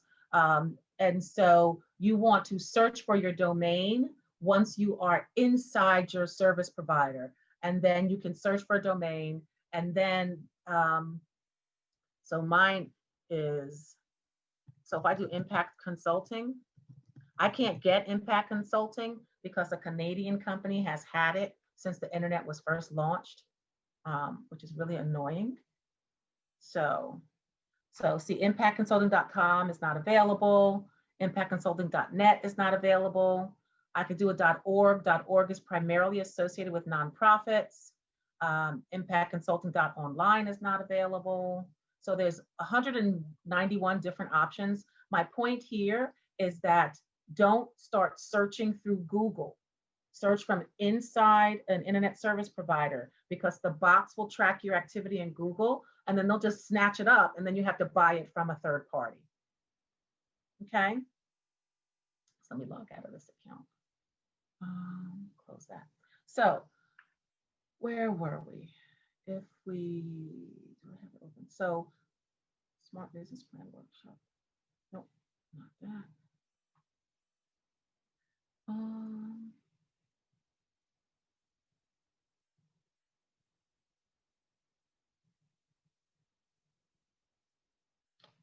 So I now need to go back.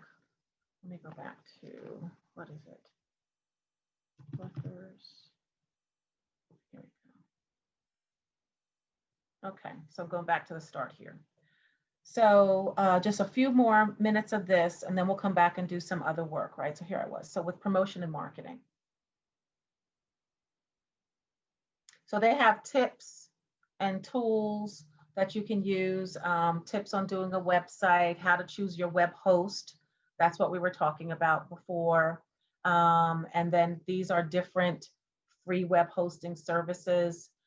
I would also then say to you, once you get your EIN, your employer identification number from the federal government, then you get your state BRC, your business registration certificate from the state of New Jersey. And then you secure your web host, right? Whether it's one of these free folks or whether it's, GoDaddy or Bluehost. And then you get your online domain, right? Your URL. Mine is eimpactconsulting.com. I suggest that you then start to use that, if for nothing else, for your email, because people want to do business with people who have a business, A, and B, you don't need to keep promoting Gmail or Hotmail. They have enough branding and marketing awareness, so you don't have to give them any more free business or awareness. You should use your own. So that's a Cherylism. So that's just me saying. Then they're also here on this page are sample business plans, but you all have the book, right? That is very helpful.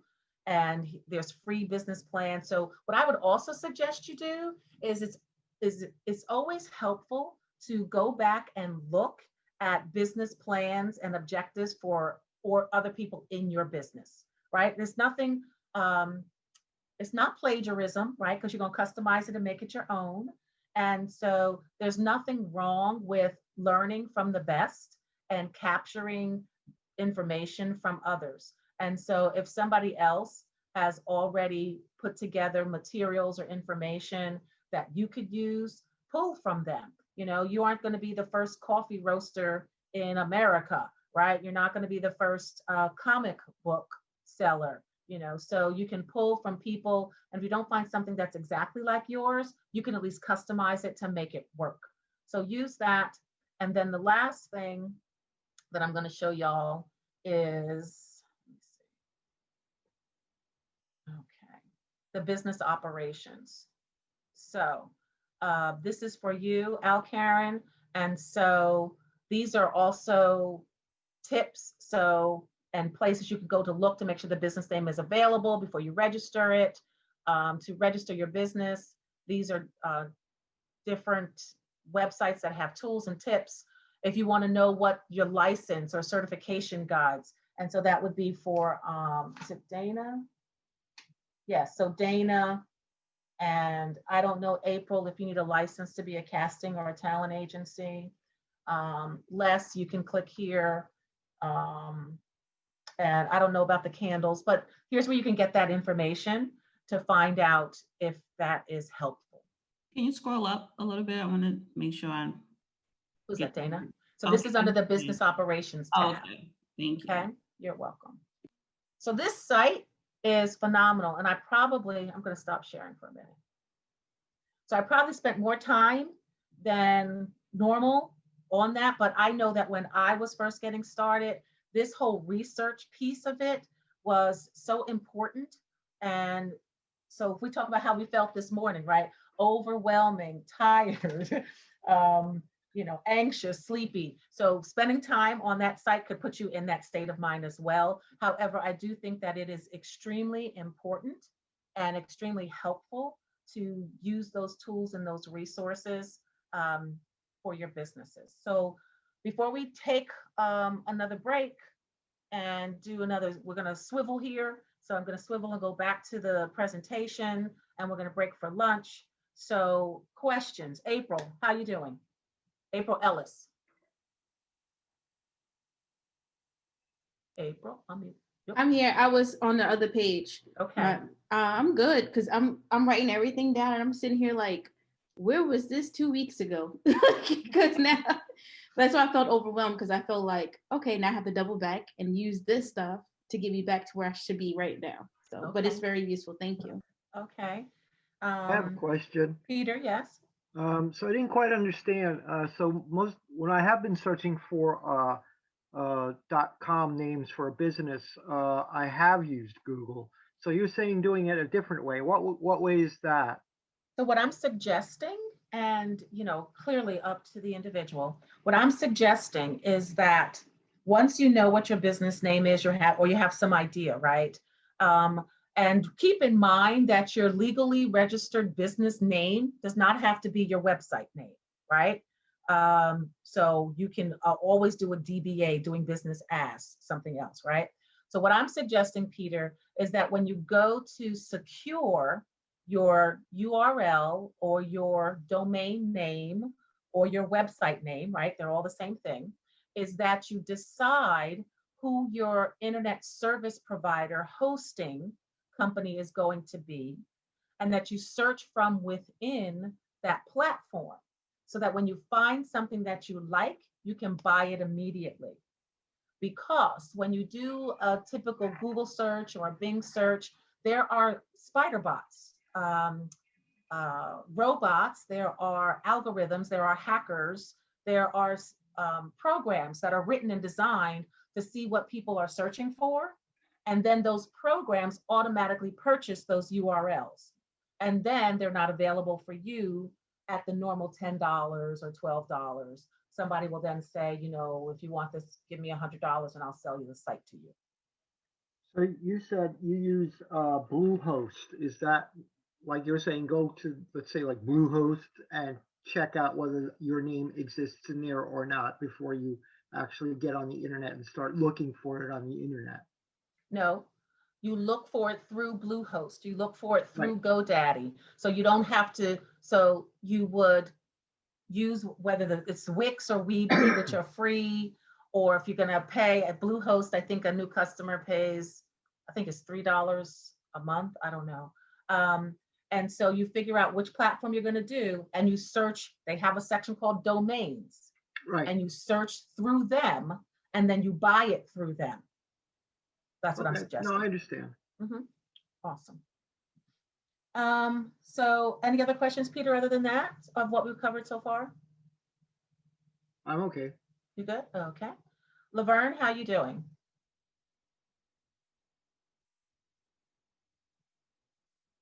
I'm sorry, I'm doing pretty good. This is the information I needed. So yeah, I was kind of struggling with this. So thank you. Okay, all right. Because we're not done, but I just want to get everybody's sense, Les and Sterling, how you guys doing with this research component here? I'm doing good. I'm still going through the website on the DoubleTree. Okay. Les? Yeah, likewise. Some stuff to dig through. It's a little bit, I have a couple of extra steps because it's an emerging industry, so there's not a lot of documented information. What do you recommend in that case? Some of this stuff is still nuanced, I guess, especially since, Jersey just passed cannabis and hemp was just passed a year and a half ago. Yeah. So for your space, you are absolutely correct. There's not going to be a significant amount of historical data available. And so I would probably suggest that you look to see if there are hemp industry groups that you can connect with to get some research background. So I don't know, and where would you start? Well, you already said that you guys are located up in Massachusetts, right? You've got a connection there, right? So since they've been in business, not been in business, but since it's been legal there, for a while, I would reach back out there. However, I would go online to see if there's any LinkedIn groups and LinkedIn industry groups. And then I would strongly suggest that you reach out here in the state of New Jersey in the governor's office to whoever is leading that effort and offer yourself up as a member of an advisory board. And that way you can be close to the ground and firsthand, and maybe you can even help develop some of the plans for the space. I would say really get in and help drive the bus is what I would suggest. Right. Which is what we're also doing in Massachusetts. So that's a great Awesome. idea. Awesome. Okay. Hey Les, this is just a question for you. Are you going to be selling cannabis as well, like as in a brick and mortar? No, not particularly. All right, It's I was just already wondering. I was going to say I had a friend who started probably similar to what you're saying, in LA, and he actually went through a doctor initially to help him get into the medicinal part of the business, and he was able to start a business a little bit quicker, and it allowed him to actually have legitimacy of the business, and he was actually able to get more clients that way as well. Just as a side note. I appreciate that. Right. So we're we purposefully went to a different area of the market because we know that the retail space is saturated. We're looking to process the product and actually sell. So your friend who started, he would be one of our customers that we would be looking to sell the process, the CBD oil or the THC oil to. And so, Les, do you have a farm that you're associated with? Is there a farmer, is there a grower, Les, that you guys are connected to in Jersey? You're muted, dear. We have 3 farms in Massachusetts that we have partnered with and are working with. Okay. Yeah, my girlfriend has a farm here in Jersey. Okay, so. Well, I would love to connect with your girlfriend in Jersey because Jersey is new market, it's new territory. So everything that we did in Massachusetts, we're pretty much looking to copy, cut, and paste here in New Jersey. Okay, so here's what I'm going to do for you guys. I'm going to give you, that's my website. I'm not going to give you I'll give you my email address, but I get so many emails. You really want to use this one. So this is my email address. However, if you use the attract email address, you'll get somebody from my team to flag it for me. So that's our website. That's our general email address, and that's my specific one. And so all of you are, I don't even know if I said, do you all know that you're eligible for free counseling? A free counseling session compliments of our tax dollars. So there's something that you have to give to Priscilla, let her know, and then she would schedule it through my scheduler actually. And you get on the schedule and we could do some individual consultating. So that's available. And then that's also our website, and we're online. If you look at our Facebook and our LinkedIn, we're always giving tips for small businesses and startups. So you just scroll through our social, you'll find good information there. And so Les, I was saying all of that to say, send an email to Attract and ask me about Andrea is her name, Andrea's Farm. Okay. Yes, April? Hi, I have a question about in doing my marketing analysis and writing my business plan. Should I be positioning or writing from the position of a national business or brand in entertainment, or should I keep it regional or very local? So I can't answer that without looking at the data, right? So the first thing that I would do is, you're looking to be a casting and a talent agent. Is it for, what space are you looking for? Is it for motion pictures? Is it film and television? For film and television. And so now with this whole new model, right? And with coronavirus, it's a challenge, right? And so where are you looking to pitch to, like for Netflixes? Are you looking to pitch for like Foxes? Who's your target? Basically, directors and see, that's the thing. I'm as a casting agent, I'm pitching directors and creative content developers who are looking for actors. And production companies. So anyone in the television and motion picture industry and even ad agencies, right? Yes, of course. Mm-hmm. Right. So then I would suggest that do the search and see where the data guides you. So, everybody would, back in the day, would say, oh, LA or New York, right? but really do the search and see where the data guides you. And then find out where, oh, wait a minute, Joe Biden elected 46th president. Yeah, I just got the text message. Yeah. I was Yes, gonna ask how come you didn't announce it. it's on CNN. Okay, so breaking news. We can breathe. I mean, does it matter? Breathe after the I inauguration. don't know why people are so happy. Oh, no, it does matter. Oh, it matters. No, It does. Okay, we're not gonna go there, right? Because we're gonna focus on marketing. Okay, Yeah, that's why I'm like, is he gonna help us with this? No, like, he's not gonna help us today. I'm gonna help us today. So we're gonna get back on track. I'm gonna mute my TV. And so with regards, so April, I would say follow the data. And that's what I would say to everyone. So we always have in the back of our minds, which is always helpful, where you think you want to go, what you think you want to do.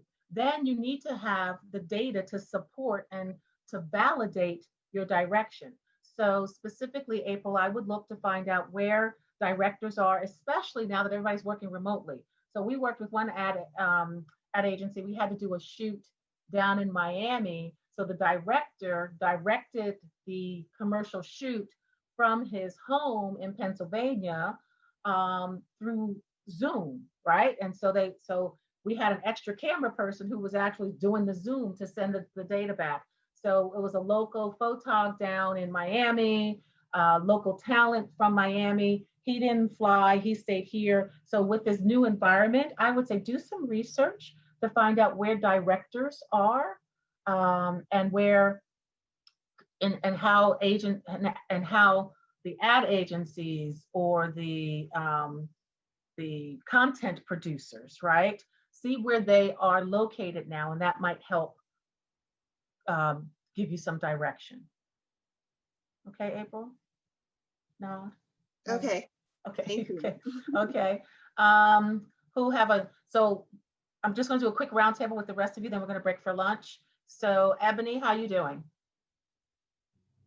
I'm good. I was just playing around with it on my phone because I don't know how to. I just got this MacBook and I've got to play with it. So yeah, now that I can't help blocking you with. me. It kept blocking me from going further. So I'm just doing it on my phone because. Okay. Okay. Perfect. Mm-hmm. Al Karen, how you doing?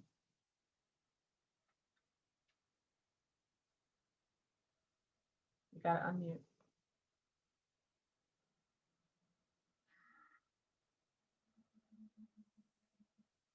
You're still muted.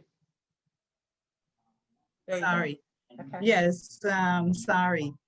It was good. I'm behind, but I know I would catch up, and the information was very good. Okay, so we're not done yet, Feel everybody, confident. right? Right, so we're not done. Who haven't I talked to? Kyrie and Cutter? How you guys doing? I'm doing good. This was awesome because I've always wanted to know like how to get this information and the data. These numbers are very important. So it's making me think differently now than what I was on how to market it and how to filter the data down and try to really, I mean, because it's like, I don't want to say like, I want to market to everybody because that's crazy. Right. So it's good to know that these resources are available to narrow it down.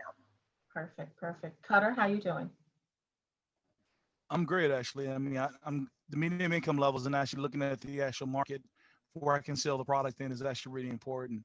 I mean, I'm trying to figure out like what's going to sell within certain time periods, but the data from like basically the census and everything that you gave us the access is going to help a lot in that process. No, I'm good. Thank you. Perfect. Perfect. And you guys just made me remember something else. When you are looking at your competition, you want to make sure that this is from the US Census data, you can also get this as well. It gives you the ability to identify companies and sole proprietors. You want to make sure you look at sole proprietors. There are thousands more people who work on their own, whether as a freelancer, whether as a sole proprietor officially, or just as a side hustle or a side gig where that information is captured versus a formally organized incorporation. And so when you're really trying to see how much competition you have, I remember when I first did this for myself, I was looking at PR and marketing firms only in Essex County, New Jersey, because my office, I'm headquartered in East Orange, and then we have another location, in Newark. And I don't remember the numbers offhand. However, when I looked at individuals in my space, it was almost 70% higher for individuals than formal organizations and companies. So when you're looking to see who your competitors are, make sure you look at the space of sole proprietors as well as actual companies, because the difference is in how they file their taxes. So if they don't necessarily file or get a 10K, or if they're subchapter S or C Corp versus an individual sole proprietor, there's a big difference. So you want to make sure when you're looking at the competitive landscape that you look at sole proprietors as well. So Betsabeth, how you doing? I'm doing well. So I wanted to tell you that I already have my domain. I actually got it from GoDaddy. Okay. I have it, and I actually gonna buy a few more just because, just to have, people sometimes look at it but on a shorter name. Mm-hmm. The company is big, so I want them to be able to like go just if they put turtle, whatever, and then they get it. Awesome. I just have to find the right person to help me develop the website, because I want, like, it's gonna be online. I want it to be really nice and colorful and like, so we'll see. And if you have someone that you recommend, that would be great too. Well, we do website design and development, so. I'll email you then. Okay. All right. So who have I missed? Dana, how you doing? I'm doing good. I know that the Rutgers library is very informative, and I'm gonna definitely play around with it today. And even with I was pulling up different area codes in the Census Business Builder, because that's going to help me determine, okay, who do I want to locate? Like, exactly. Where do I want this business at? Because you do want to have your business in an area where people hit a certain income bracket, because they have certain habits, lifestyle habits that may be more catered to what I'm doing. But also within my line of business, I am going to do something nonprofit for where I'm going to need grants to cater to people who probably can't afford it. So awesome. Yeah. Okay. But I feel like I missed Laverne. Did I ask you how you doing? Oh yeah, you did. I'm doing pretty good. Okay. Did I get everybody? Think so? Okay. So I'm going to pause the recording. I'm not able to restart my video. It says that because you stopped my video. Does that work? Yep. Thank you. Perfect. Okay. Is everybody else able to start their video?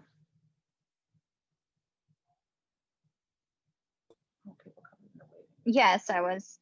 Okay. No, I couldn't. That's Alkarin? Yes. Where are you? Here you go. So try that now, Alkarin.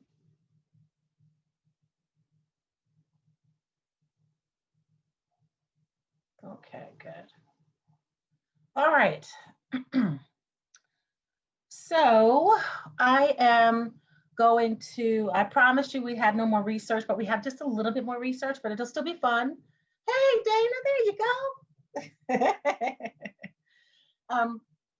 So we're going to go back, going to share with you a few more tools and resources, and hopefully continue to provide some additional insight and support. And I think as you're gathering, the marketing component of your business plan really is a lot of data, right? It's data driven, and it really requires you to look at not just your competitors.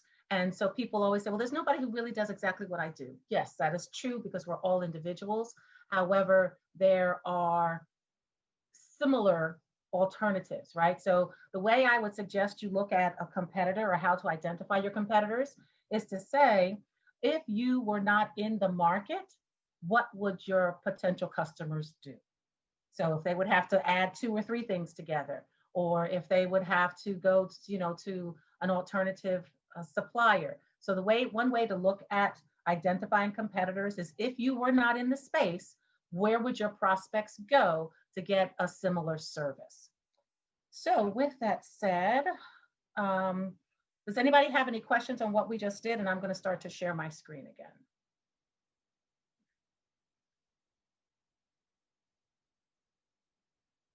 Good? Okay. So we spent hours on this one page. I promise you we're not going to spend hours on the rest of each page. However, I do want to just point out that those resources that are out there from Rutgers, please take advantage of them. Please leverage them. And it's also super important to, it says people are in the waiting room. Okay. It's also super important that you leverage the resources that you have available to you. And just like you're taking advantage of this business planning course, the SBDC has, excuse me, the SBDC has multiple webinars, not in person, but webinars that are either like half days or this one that's a full day, and there's counseling that's available. So please, please, please leverage and take advantage of everything that's being made available to you. Okay, so we spent a lot of time on Jersey Clicks, and so I'm going to show you 2 more sites that I am going to recommend that you look at to gather additional information on your industry. So you did the market research, about some of your competitors, but we really need to look at your industry and your space. So hang on and let me do a new share.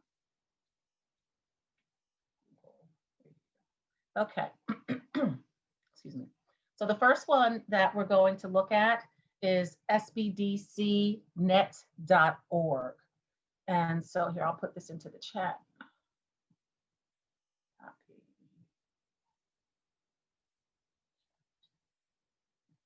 Where's the chat box?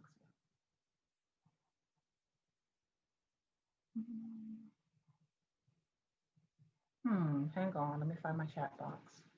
Oh, there it is. Okay.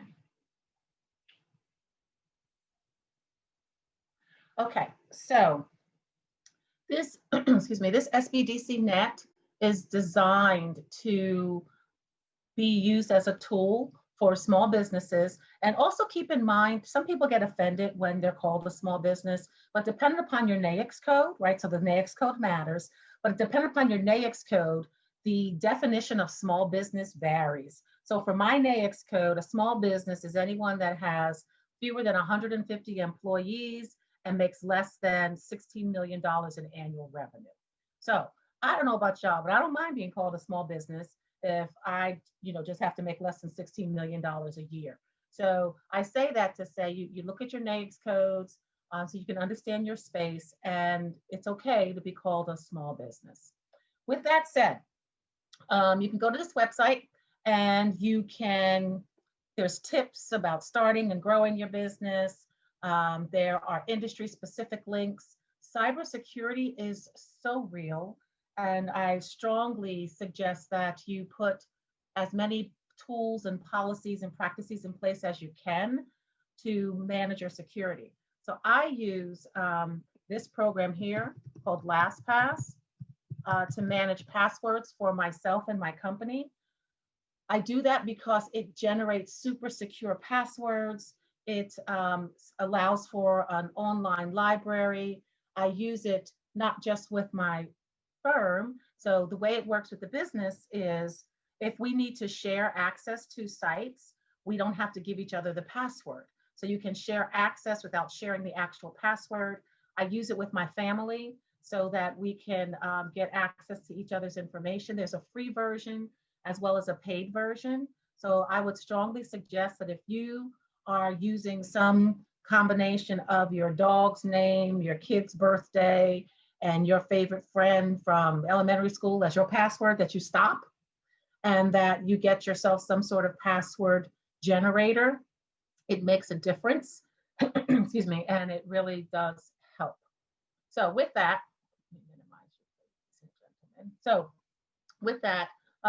use this sbdcnet.org is a great resource, and we're going to just take a quick look. So you can go to Business Snapshots, and then it'll give you research about things that are happening in the small business space. So if you were thinking about starting a farmer's market, here's some stuff that's going on. Staffing agencies, gyms, bed and breakfasts, brewery, winery, distillery, self-storage. So here we go, right? So the food truck business. So we're going to click on here. And this is recent, right? So it's from June 12th, 2020. It'll give you, you can download this as a PDF. And here is Al Karen on the line. Where is she? There you are. Okay, I see you. So yes, I'm here. Okay, so here you can find, now let me minimize you guys. So here you have the ability to even get a food truck business plan, right? So here are resources, and they're not going to cover every industry, but here are overviews and trends, right? So here's the NAICS code, here's the SIC code. And so this is a summary. So this is kind of like a cheat sheet for you specifically in getting your business plan done. It then talks to you about mobile food customer demographics, you know, who wants to eat from a food truck, right? Who doesn't want to eat from a food truck? And then how much does it cost to get it started? Here are some sample business plans. Here are some associations that you might want to consider joining. So this is just an example of one of the resources and the tools that are here. Hold on, let me let Les in. One of the tools that are here that will help you. It also lets you know what the people usually make. And so just again, a huge resource that can be used and leveraged to help you get ahead. So if you click over here, let me see, no, that's not where we go. So if we come back out of this food truck analyses and you just scroll to see whatever else is here, daycare, fast food, restaurant. So here we've got cleaning service. So let's click on that. Who is this? So this is for Laverne, right? Yeah. So similarly, you've got, you can download this as a PDF. You've got COVID-19 resources, because as a cleaning service, that's going to be huge. That's what people are going to be looking for to make sure that you can assure that their space is clean, right? And so these are industry cleaning buildings. So industry clean building interiors, and talks about the global cleaning service market, the size, the janitorial service. And then here are the business customer demographics for cleaning supply and cleaning services. Low end startup costs. So startup costs under $2,000, that's kind of cool. And so here's a list of associations. So again, just like with the food truck business, you can use sbdcnet.org to get you access to a whole host of resources to help you not just create your business plan, but to also help you manage your business as you continue to go. Hold on one second. Okay. So we'll come out of here and I'll just do one more scroll. So I've got landscaping, cleaning. I saw men's grooming, but it's funny, I don't see one for my industry. I guess I would probably fall under beauty salons or medical practices. It's funny. Yeah, I didn't see men's grooming. Where did you It's on I think it's the last one, page 5 or 4. Oh, okay. So yeah, so they won't have every industry, you know, they'll have, and so for example, I'll use my company. We provide crisis communication support, media relations support, public relations support, social media managing, website design, website development, website maintenance. We provide advertising, media buying, and diversity, equity, and inclusion training. I'm not going to find one thing that has all of that, right? So you have to pick and pull and see what fits most. So here's a coffee shop. And so, yeah, so you just scroll through here. And again, this is a resource that you can use. So what you might have to do, that was Dana speaking, right? Yes. Yes. Okay. So what you might have to do, Dana, to your point, is pull a little bit from healthcare, pull a little bit from beauty salon. So you'll have to pull it all together to make it your own. Okay. Okay. All right. So that's that one. And then, let me see. So we spend some time, and you see we can get the small business snapshots. We spend a lot of time with the Jersey Clicks. So the Jersey Clicks is really a lot more than simply trade journal and business magazine articles. It's also access to all of those other resources that we looked at.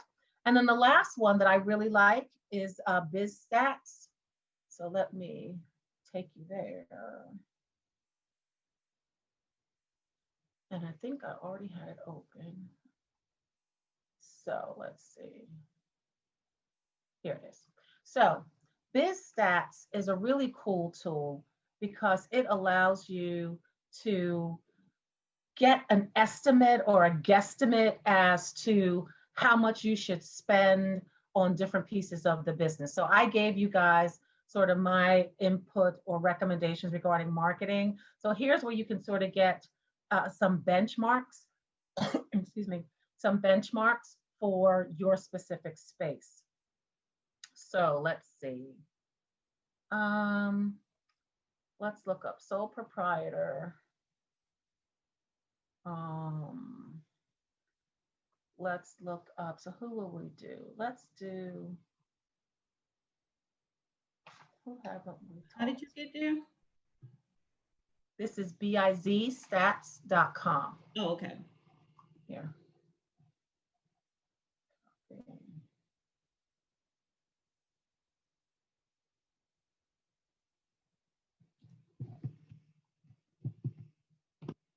There you go. Okay. So let's see. Let's do arts entertainment and see what we can come up with.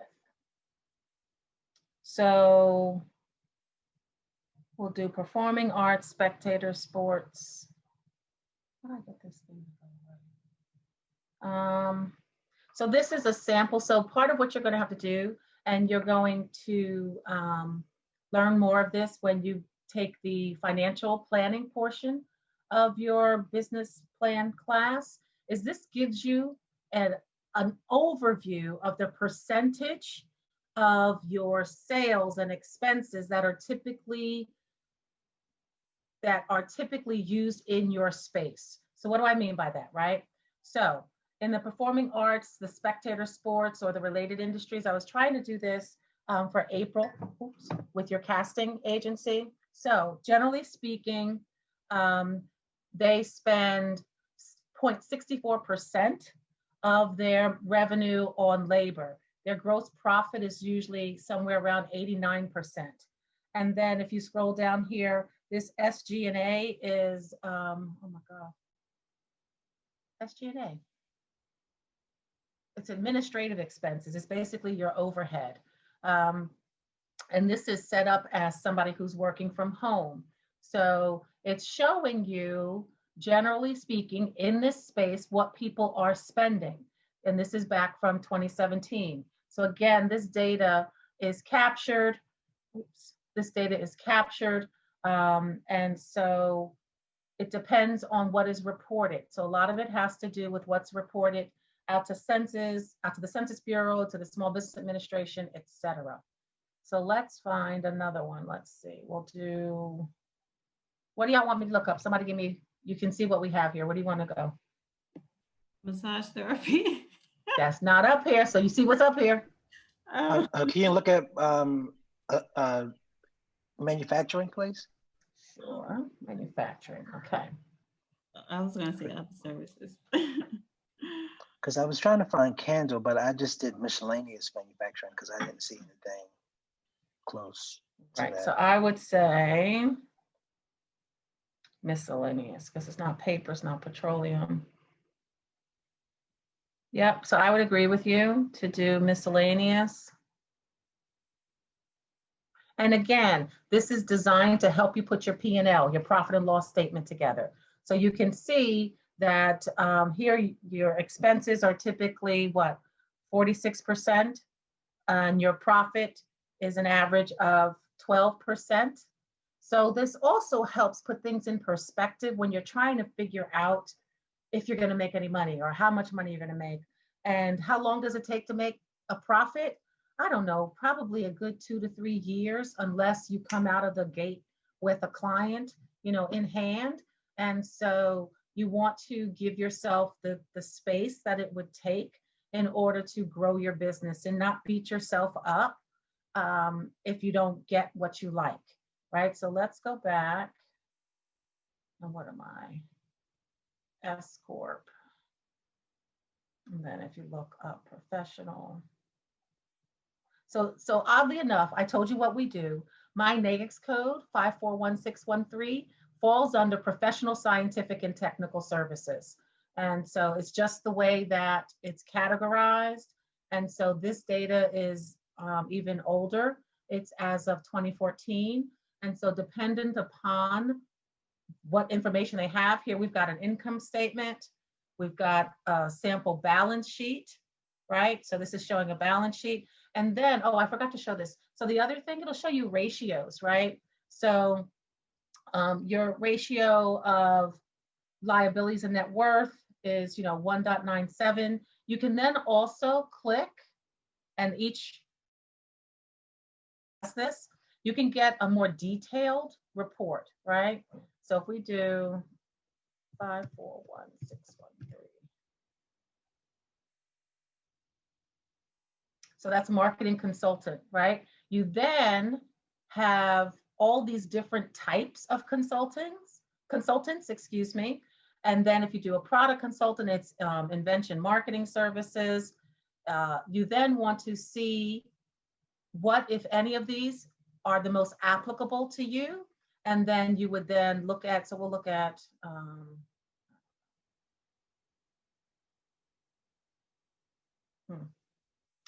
let's see.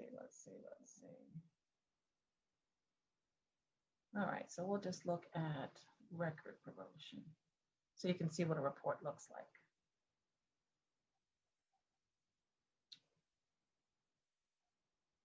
Oh no, so you have to pay for this, so we're not going to look.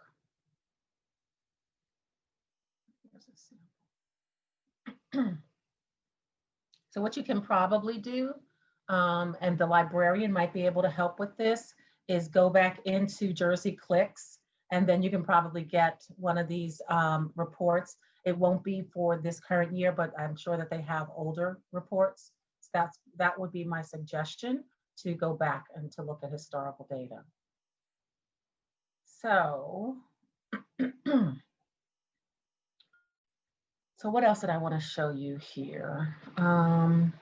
So you can, let's go back to the home page. So you could look at, no, that's not what I want. Hang on. There we go. So if you go back to the BizStats page, right? So if you are looking to also understand, again, your potential customers or partners or partnerships, you want to just click on any of these drop-down menus. Hold on. Move that over there. I cannot get this thing to cover. Let me reduce the size of the page. There we go. Oh, so this is the same thing. So I wasn't sure if the bottom was the same as the top. So it is. So that gives you a little bit of insight as to where you might be able to identify how much of your money should be going to which piece of the business. Okay, so those are some tools that hopefully you find helpful when you are putting your plan together. And again, you really want to make sure that you follow the data, because the data is what will guide you. So we talked a little bit about how to do this. So here's some things that you want to think about when you are figuring out your competitors. Like I said, when you're trying to figure out who your competitors are, I would automatically say, well, what would they buy or what would they use if I were not in this space? And then you put that together. When you're looking at your competitors, you want to always think about what's their strengths, what's their weakness, and what differentiates them from you, or what differentiates you from them. And one thing that's always fun is if there's somebody in your space that is super successful, what are they doing that makes them successful? If you like their particular social media campaign, or you like their story on IG, or if there's something that you really resonate with, do it yourself. Try it, test it. How much do their products or services cost? And then the other thing here to really think about is, we call it a brand promise, but what does their brand represent? What do you think about? So I'm going to ask you guys. So you see up here an old, well, this is a Pepsi, the soda, right? Not PepsiCo, the company. So you see Pepsi and Coca-Cola. So who can tell me what they believe to be the differences between Pepsi and Coke, other than the way they taste? Marketing strategy. How so? What do you mean by that? I guess like whatever commercial appeals to a particular audience or whatever. I mean, they taste the same, right? I don't really drink soda. I think they're branding, because you're two different logos. Yeah, that too. So when you think of Coca-Cola, a company, what do you think about? Anybody? I think of soda. I think about Atlanta because they have the big company. Bottle. Right? Well, yeah, the bottle. That's a good point. An older traditional company. Right. So you think of Pepsi, maybe a little newer, right? Look at the logo, looks newer. Coca-Cola, that thing's been around for like 100 years. Okay. Anyone else? Think about food and smiles. I mean, most of their promotions have always been based on a joyful event, coming together and smiling, things like that. So it instills some type of feelingness to being happy.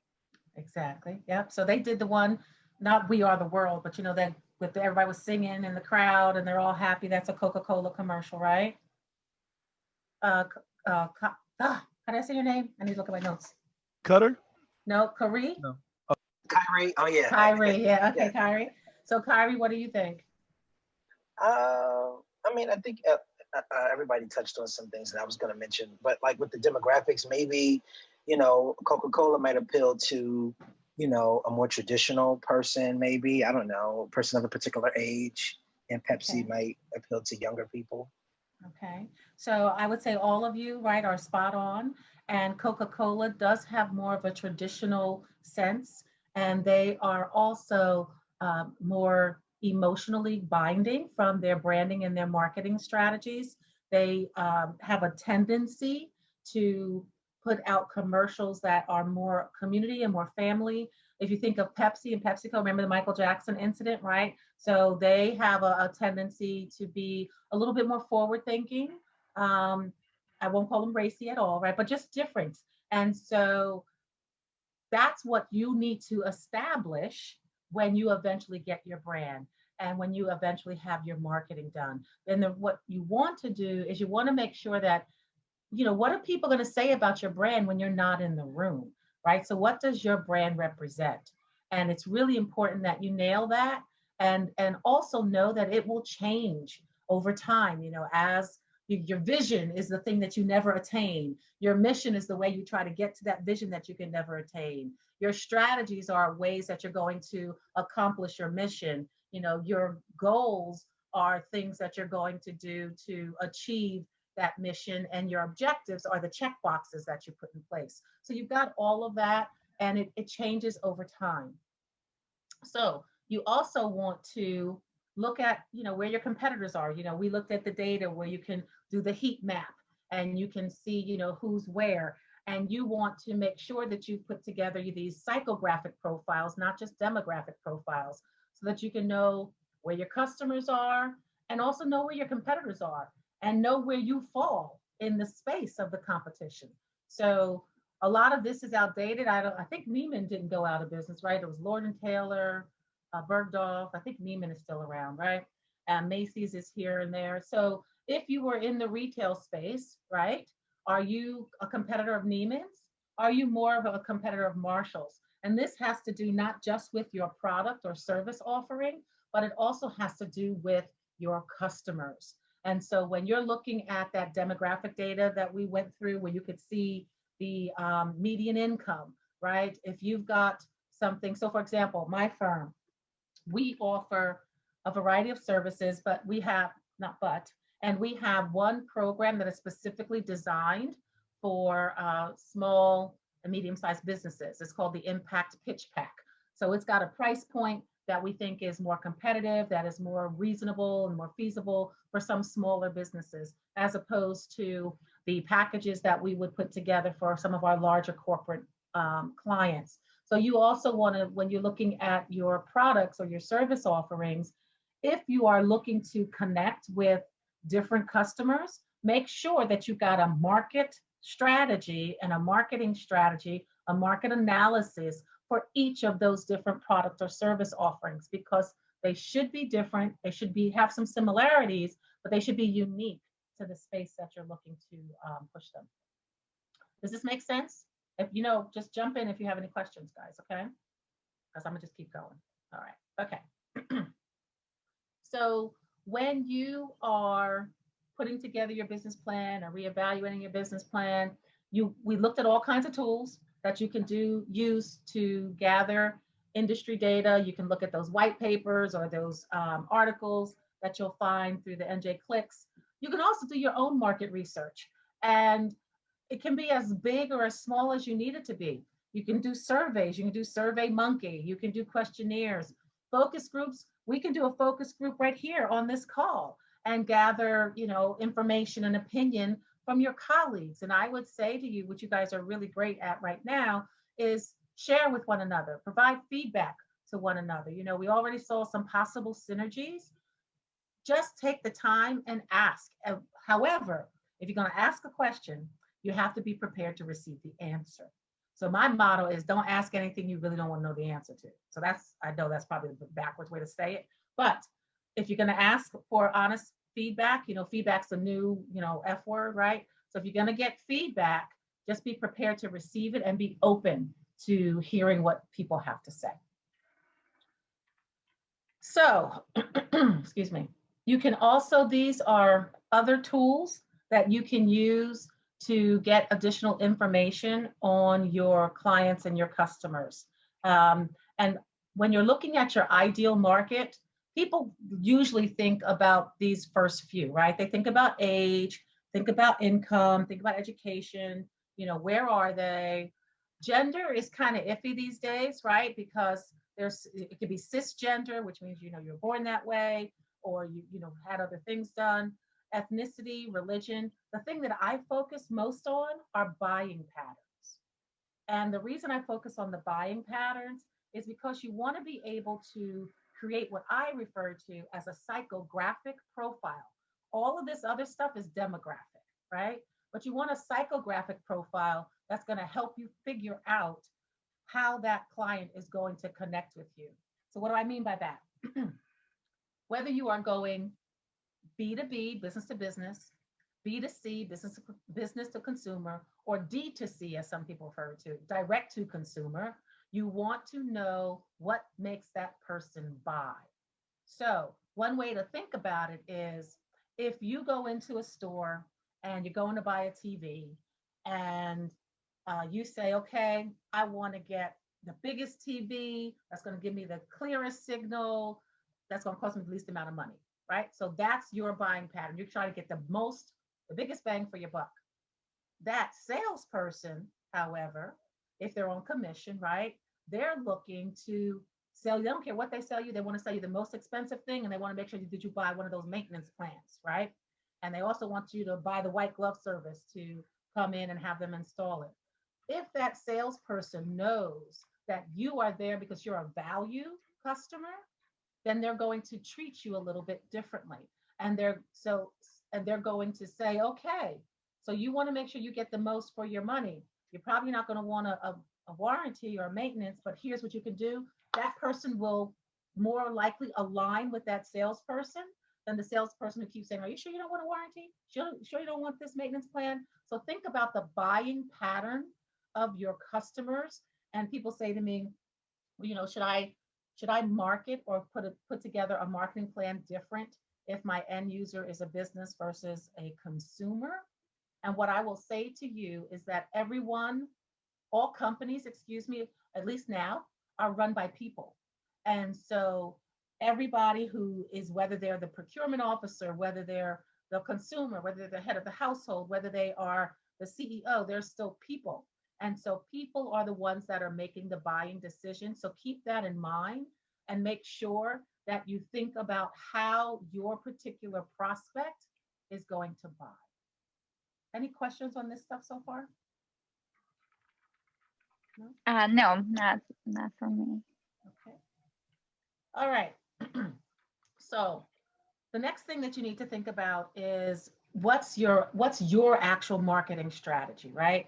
How are you going to deliver your message? Because it matters just as important as the message is, the methodology behind the way that you deliver it is equally important. And you've got to make sure that you actively and effectively engage with your customers. So what do I mean by that? I mean that you can decide whether or not you're going to be a brick and mortar distribution, right? Are you going to have your own space? And that could be wholesale or just straight distribution.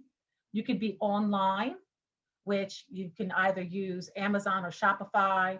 You can use the Etsy platform or your own website, and then decide if you're going to have industry events, and they're still happening. They're just virtual, franchise, multi-level marketing. The point here is that you need to decide which of these methodologies and or combination of methodologies you intend to use and put it in your marketing plan and see what works and test it so that you know it's either effective or not effective. You also want to decide so you've got your strategy. These items here, nothing on this page is strategic. These are all channels or tactics that you would use to support a business strategy. So whether you have a business card or an Instagram account, whether you've got a music video, whether you're using Pinterest, these are all channels that are used to implement your marketing strategy. So I want to pause here. Yes, go ahead. I have a question.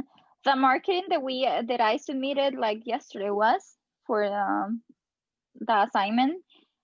Are we gonna get a copy of that, or are we gonna get like a feedback? I don't know because I didn't teach. I didn't give you homework.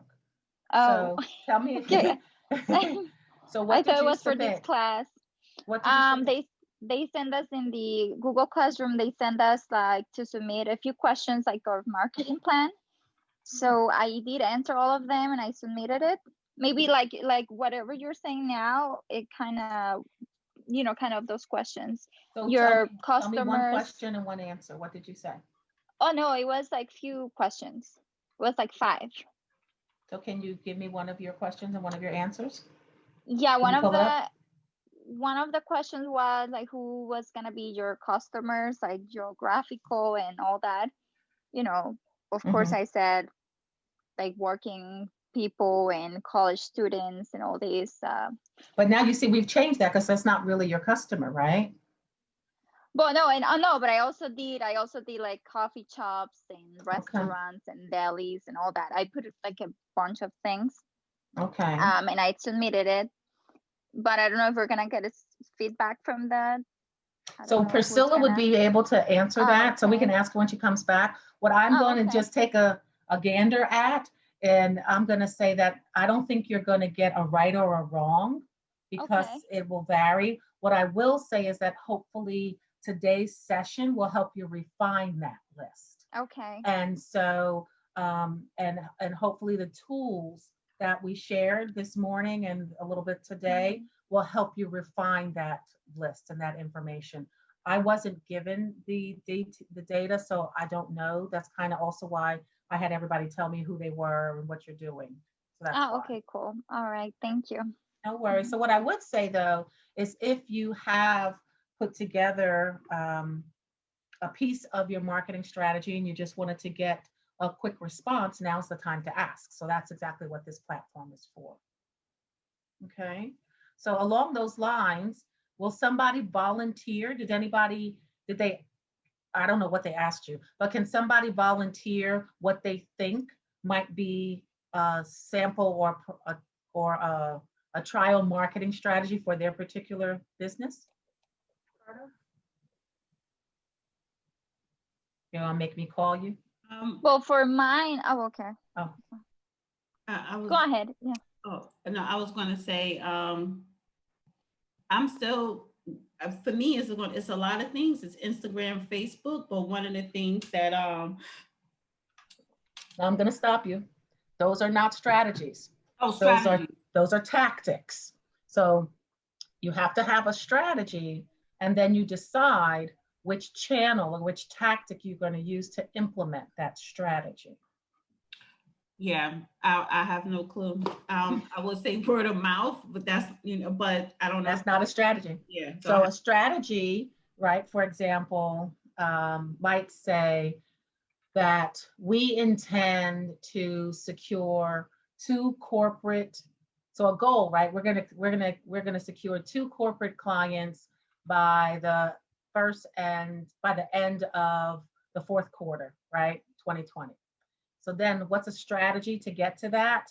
We are going to increase awareness about impact service offerings by chief procurement officers by 100% over the next 30 days, right?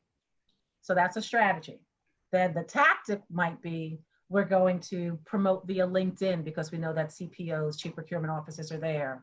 We're going to identify trade associations and join, and I'm going to give a presentation to a group of CPOs. So that's how, so you get it. So you see what I'm saying? Okay, so for example, now with my line of business, manual lymphatic drainage, which I can cater to cancer patients or patients with lymphedema, specifically breast cancer, women who going through breast cancer or breast reconstruction. So a marketing strategy could be me reaching out to plastic surgeons or cancer associations, organization groups, or hospitals.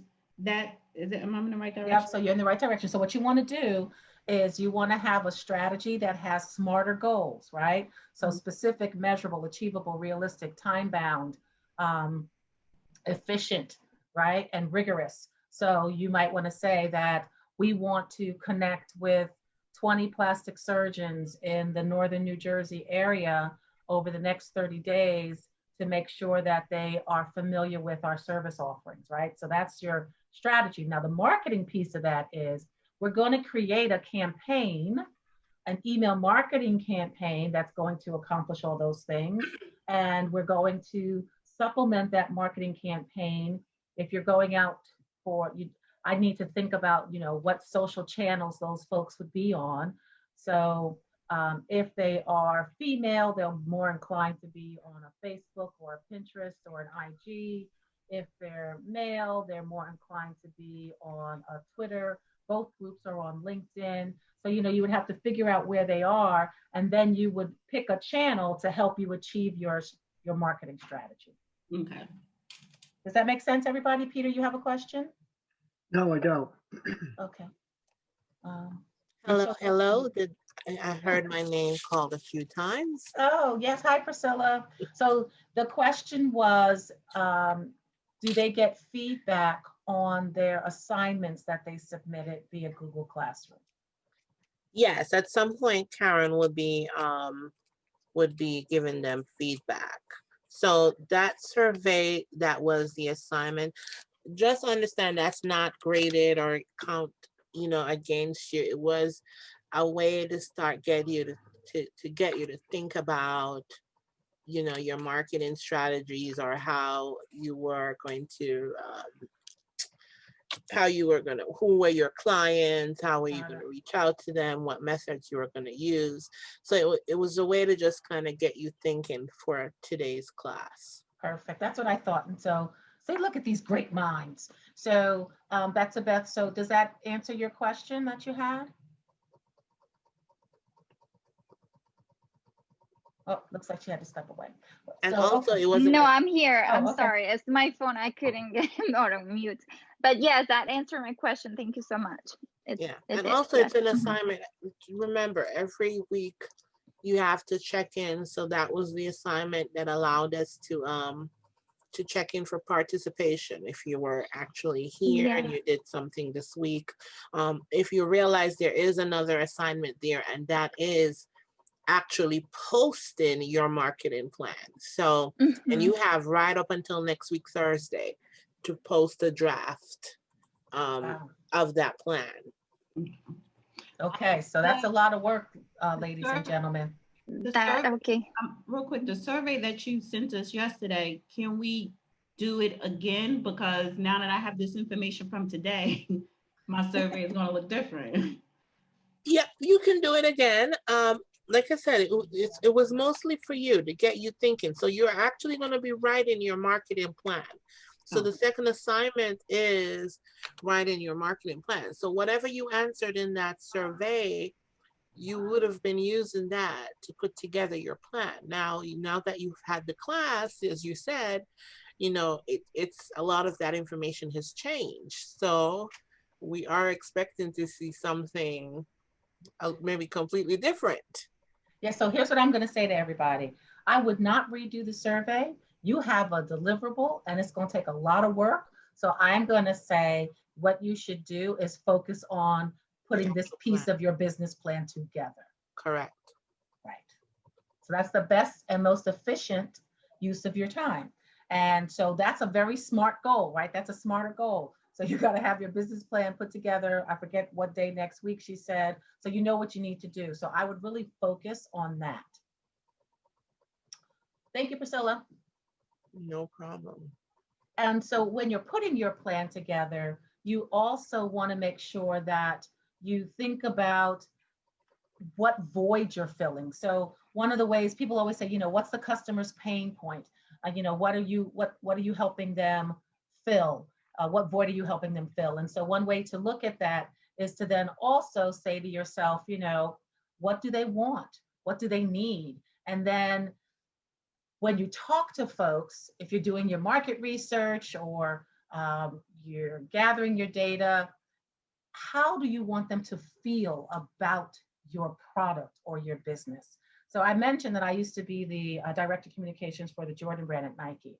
So our whole thing was about an emotional connection, right? We wanted people to feel the drive and feel the spirit behind Nike. I then, with Impact, when the Converse brand had gone bankrupt, I wound up working with a group of venture capitalists and we helped rebrand Converse. So we went through a whole branding procedure. And at the end of the day, we realized that the Converse, we kept the Chuck Taylor symbol, right? Because that was iconic, it meant something. But the new Converse was really designed to have that connection and make people shine. And so what that meant is whether you were a baller and you just had that last shot and it was nothing but net, you were shining. Whether you were in a symphony orchestra and you had your first seat solo and you nailed it, so you were shining. And then also because the Chuck Taylors in their original form, they really hurt your feet. So we repositioned those to be fashionable shoes. So we had the hookup and we worked with John Barbados to do some hookups for the men's and we went to Fashion Week in Milan and we made sure that the sneakers had a hookup with the suits that the men wore. We made sure that the Chuck Taylors had a color palette where they were targeted towards women primarily. So they could wear them with all their different outfits and dresses. So what I'm getting at is we had in our minds what we wanted people to experience when they connected with the Converse product, and we wanted them to shine. So you want to figure out what experience do you want people to have about your brand? What do you want them to feel about your brand?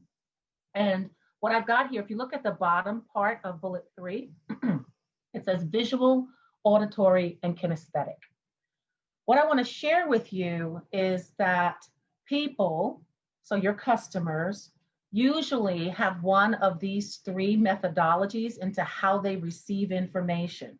And when you are putting your plan together, you want to make sure that you have something that really touches on all 3 parts.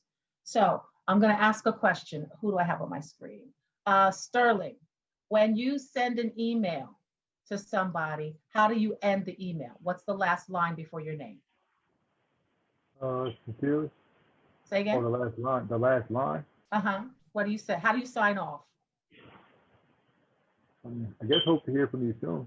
Hope to hear from you soon. Okay, remember that. Al Karen, what do you say right before your name in an email or something to people? You're muted. You're muted.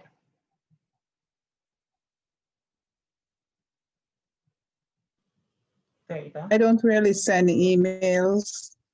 So what do you say when you're talking to somebody before you say goodbye?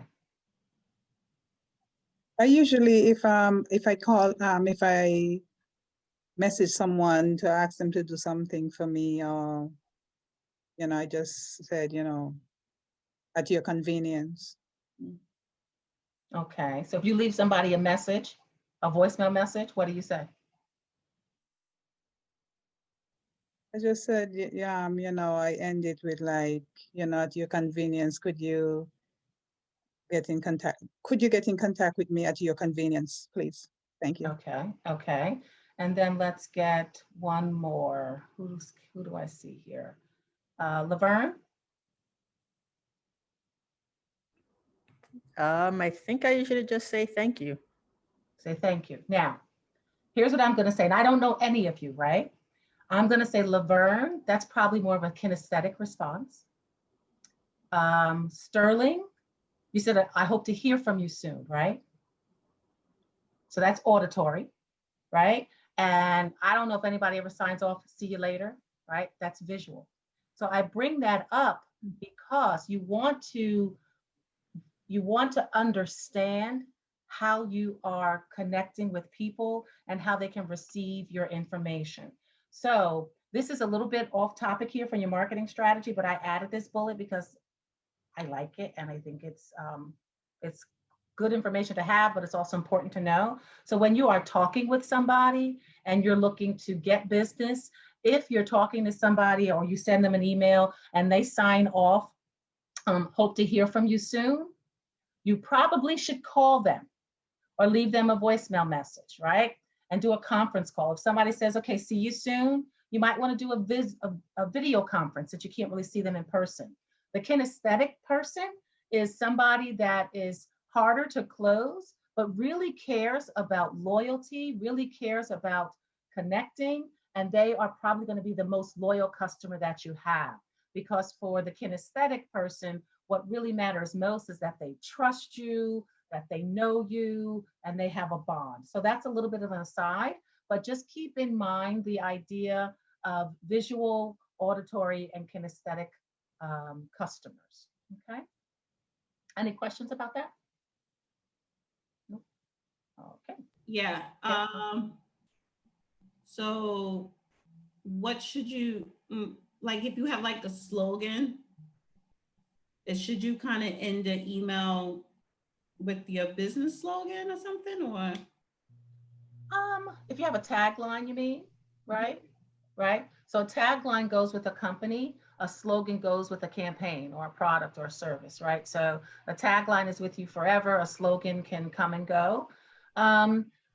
It depends on what your tagline is, right? And so if you're going to, I would have it be part of your email signature as opposed to how you sign off. So our tagline at my firm is we tell your stories. And so when you get materials from us, it'll have, you know, somewhere on there, we tell your stories. I'm almost positive my email signature after the website, et cetera, says we tell your stories. So email signature, email. Yeah. Signature. So I would put in the email signature and I would vary your sign off based off of the person, excuse me, that you are connecting with, unless, and if you don't know it, then you use what works for you. And then once you get it, so anybody who emails Sterling know that he is auditory. So let him know he'll hear from you soon. You look forward to talking. You look forward to having a conversation. And that might be better than saying, I'm going to send you a white paper for you to read. Right? What about all the best? All the best is also in that kinesthetic space, right? Because it's about feeling, it's about wishing them well, thanking them. So that's more of a kinesthetic approach as well. And there's a whole host of research on this. Let me see if I'll look up on our next break exactly what it's called, and I'll give you guys a URL. I just find sometimes psychology to be important, especially if we're thinking of putting together psychographic profiles. That said, right, you've got your strategy. You got to figure out what channel you're going to use to share it, right? And figure out what it is you want people to do. What's that call to action, right? So if you're going to be on Instagram, are you going to show where you are? If you're on Facebook, you're going to take a picture of your food, hopefully before you eat it, right? And then you share, you know, what the meal looked like. What I will say is LinkedIn is a place and a space where everyone needs to be engaged. And the reason for that is LinkedIn, particularly now that we can't be together in person, LinkedIn is the largest professional social tool that currently exists. And so LinkedIn is a place where people are going to go and look you up. It's where people are going to see what you have done. It's a place where you can share what you've done. There's a difference between your LinkedIn profile versus your company's LinkedIn page. So keep that in mind. So I have a personal professional profile on LinkedIn, and my company also has a LinkedIn page. So the LinkedIn page is where we share small business tips, small business tools. We share what's coming up. My LinkedIn page is where I talk about what I am doing professionally, or we congratulate or lift each other up. So how many of you, I'm going to expand this, how many already have a LinkedIn profile? I do have one. Okay. All right. So can I go peek into somebody's profile? You can pick into mine if you want. Okay. Hold on. Let me give you my link. Well, is it your name? Oh, yeah. Yeah, of course I can. Okay. So hang on. Let's do a new share.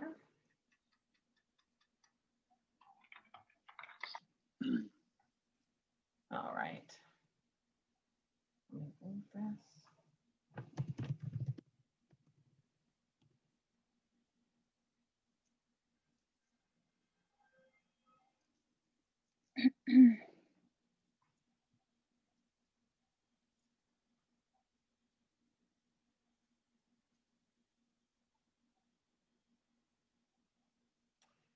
Okay, see, that's me with hair and makeup. This is me pandemic.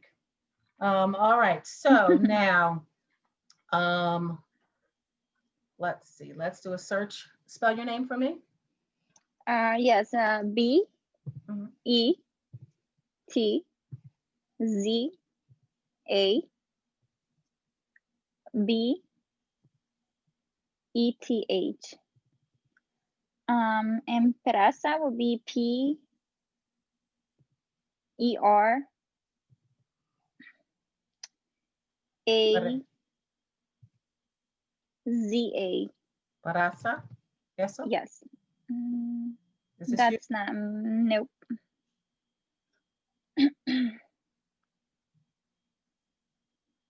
So are you either of these? No, no, it's weird. Let me send you my link through Okay. the chat and see if you can get a hold of. All right. Who else can I look up? Look me up. Who's that? Me up too. Peter Peter? Halski, Halski.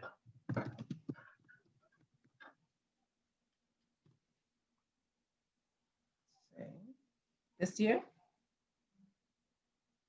Habilitation counselor at Rutgers Behavioral Health Center. Is that you? Yes. Okay. So let's check out Peter. So a couple of things about LinkedIn. Let me minimize that.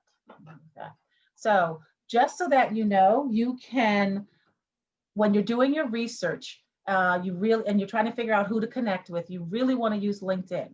So when you're in LinkedIn, there are ways, so you go to your settings and privacy, and then you can change how people see you when you are active. So if you go to visibility, you can choose how people, no, that's not it. Here it is, visibility of your activity on LinkedIn.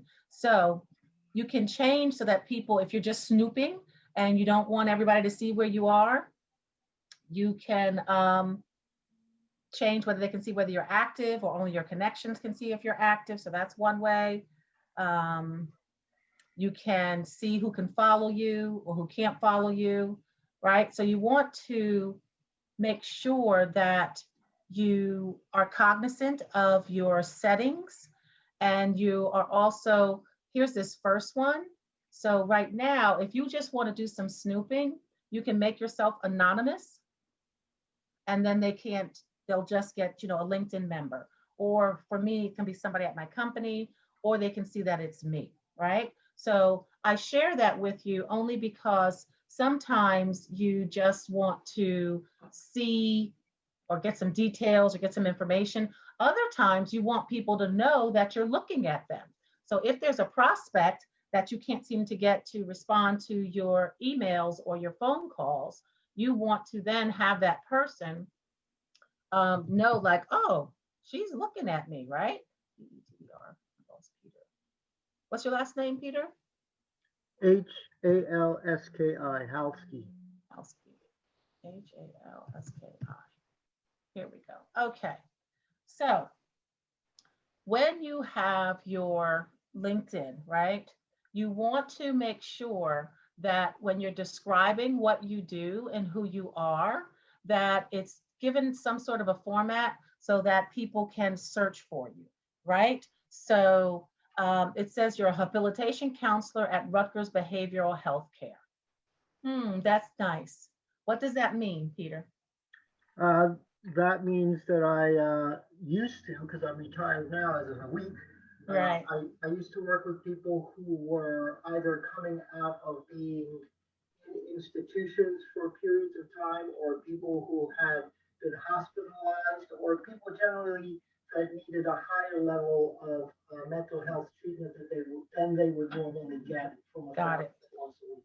So that, what you have here is your job title, not necessarily what you do, right? So instead of having your job title, assuming you were still there, right? You might want to have something that says mental health rehabilitator or mental health counselor, because people generally are going to be using LinkedIn as a source to find information and to find categories of people that they don't already know.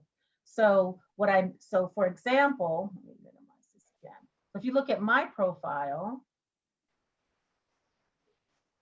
let's see, right? It says digital business strategist, public relations guru, visionary, communication and marketing expert, keynote speaker, right? So those are the assets that we bring to the table. So each of you want to make sure that on your LinkedIn profile, even though you have day jobs, I hear you, I receive that, you also just want to make sure that you have your description describe something about you.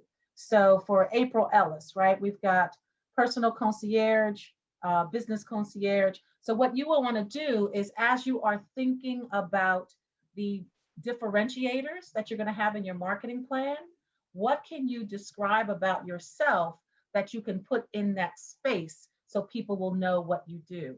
And so, Les, you're going to make sure that you've got the word hemp somewhere up there, right? So that people, and you don't have to say hemp producer, right? But something that people will know where you are and what they can contact you for. The same goes for you, Laverne and April and Dana. So you want to leverage LinkedIn so that you can find groups that will help you move your space forward. So since we're on Peter, let's look up comics in groups. So that's not comic books. So here's comic book creators as a group. Got 4,000 people. So this might be a LinkedIn group, Peter, that you might want to join at some juncture, right? So you want to tweak your LinkedIn page, but then what you can also do once you join is you can then see who's in there, and you can all use this as a tool to help develop or to help formalize or refine your marketing strategy. Does that make sense? Sure. I always thought of LinkedIn as a place to put yourself up professionally if an employer is looking for somebody, or other professionals to hook up with. That's what I've always looked at it as. So it initially started out as that, more like a job board, a job placement board. However, it has now become a social networking space. So I'm going to show you something. So here, let me go back. So Cheryl. So the other thing, when you do your LinkedIn, you have the ability to place some items for people to see. So here's a video that we put together for Juneteenth. Here's my bio, and here's my electronic press kit, right? So there are things for people to see. I want to view myself as an outsider. Let me see, view profile. Okay, so if I go here. So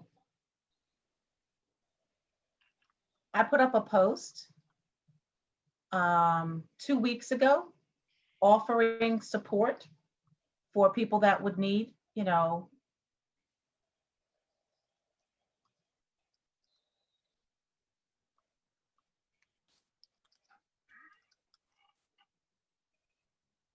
You guys still here? important. And so you can use, I'm sorry? You faded out for a little bit there. Oh, is that better? Oh, it says my internet connection is unstable. My child is awake. Okay. So that's how you can leverage LinkedIn from a business perspective. So you really want to make sure that when you're looking at these tools and deciding which channel you're going to use to promote or leverage your marketing strategy, that you've done all the work that we've been talking about all day to make sure that you've got the right channel to connect with the right message. Does that make sense? Okay. All right, so we're almost in the home stretch. It's 20 of, I'm just going to keep us going, all right? So marketing and branding, there is a difference. So we talked a little bit about this when I was talking to you about Nike, and was talking to you about the differences about how people feel about you. So your brand is basically, what do people say about you or your business when you leave the room? So that's your brand promise, or that's your brand messaging. And then marketing are the things that you do to promote and sell your product and service. So just make sure you keep that. That kind of goes back, Dana, to what you were saying about a tagline or a slogan. So the slogan would go with the marketing, and the tagline would go with the branding. So just make sure you understand it's a slight nuance, but there is a difference. And so marketing is really, you know, what are you putting out there? What are you pushing? And branding is what are you bringing into you, right? So what I would also say that's not here, what are your core values, right? What's your voice? What's your personality like? That's your brand. Your marketing is, you know, what's the strategy that you're going to put out there? What's the tactics that you're going to use? What campaigns, what ads, what promos? So what are the things that you're going to do to market yourself versus approaches that you might take to branding? What did you say again? Slogans? What taglines is for branding and slogan is what? For a campaign or a product or a service. Okay. Okay. And so, you know, again, make sure when you're putting your business plan together that you also address customer service, right? So we talked about what's the buyer's expectations a little bit earlier. So you also want to know what their expectations are so that you can put together a quality customer service program. It could be something as simple as FAQs on a website. It could be a chat box at the bottom of a website. It could be a phone number that people can call you if they have questions. You know, how are you going to handle any challenges or concerns that customers might have if they don't like the quality of the product that they've received? You know, are payments refundable?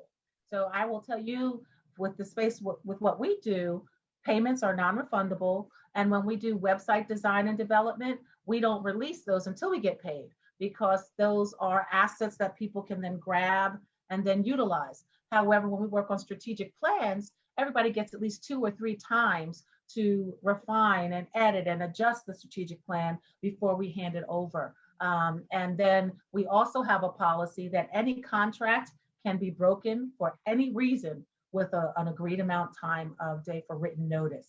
So so those are some of the things that we have in place. So I suggest that you do what makes sense and what's best for your business, but make sure that you include and address the idea of customer service. Make sense? Okay. So you also want to keep in mind, excuse me, that you have to figure out what you can do versus what you need to bring somebody else on board to do. And this is really a function, this is really a function of your strategy, right? So you've got this strategy, you figured out, you know, how you're going to plan, and now you have to implement it. So what can you do yourself? What do you have to get done externally? And then you want to prioritize, right? So you don't want to try to do everything at once. You have to figure out what makes the most sense and look at your resources and what can you do in a reasonable time. Make sure you have smarter goals, and your smarter goals also help you determine what to not do. So if you're trying to do something that falls outside of your smarter goals, you're wasting your time for now. So do the things that fall in line with your strategic plan, and you'll be on the right path. So you want to make sure that whatever you do, you can measure it. In the business world, we call it, you know, KPIs, key performance indicators, right? So what are the tools or the benchmarks that you're going to put in place to see if your marketing is working? So that depends on what the marketing plan or the marketing strategy was designed to accomplish. So if you've got a brand awareness marketing campaign, how are you going to track how many new customers you have? If you're using your website, I'm going to tell you that you want to make sure that you have Google Analytics installed into your website. So that way you can track the traffic. Similarly, as I said, everybody needs to have a professional LinkedIn profile. Once you get your business getting started and you've got your domain and your URL, you also want to make sure that you use Google My Business. It's a free online tool that allows you to put information. It used to be that it was more geared towards products than it was services, but it's been modified over the time. And so it really can be used for both of them. And when you're looking at the effectiveness of your marketing, you also want to see how much you're spending on it. And so that you can use that to then reassess which marketing strategy you're getting the most value out of. So when you're putting your business plan together, you want to make sure that you've got areas that are going to address how you intend to measure the effectiveness of your plan. So that's it for me for today. The rest will just be for questions. I believe your next part is business plan financials, if I'm not mistaken. And so I gave you my information previously. So here it is again. And I'll leave it up there for a few more minutes. And now I am all yours. So anybody have, what time is it? Oh, look at us. Right on time. And we're going to get the slides, right, for this today's class? Priscilla, that's a yes, correct? I'm sorry, repeat that again? Will they get the slides? Yes. I'll make sure. I made a couple of edits. I'll email you when I finish. Yes. So you get the slides as well as, like I said, I will be posting a copy of the video recording for today.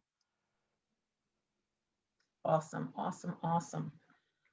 So let's do our round robin. I want you all, you gave me one word that described how you were feeling at 9 a.m. So Laverne, you were tired. How you doing now? Probably a little bit still tired, but I'm a little bit more energized. And the marketing strategy was good because, like I said, I was kind of struggling with this before, but the links you provided and what you went through was really good. So I'm feeling a lot better right now. Okay, all right. So Les, what did you say? You were great. Yeah, still feeling great. Just got, now I'm busy. Okay, all right. Now I'm busy, yep. All right.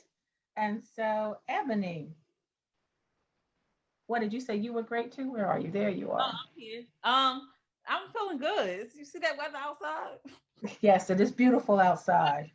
No, but this is very helpful. Because for me, when you think of marketing and branding, for me, I think of, post on social media, but it's like, this is way more in depth. This is like a whole brand within itself. It is. I gotta do some reading, but I need to print those slides. I'm like old school. I get with this Zoom stuff, but I need to hold it. Okay. So do whatever works. And you made a great point. So we have a whole division in my company for social media management. It is a full-time job.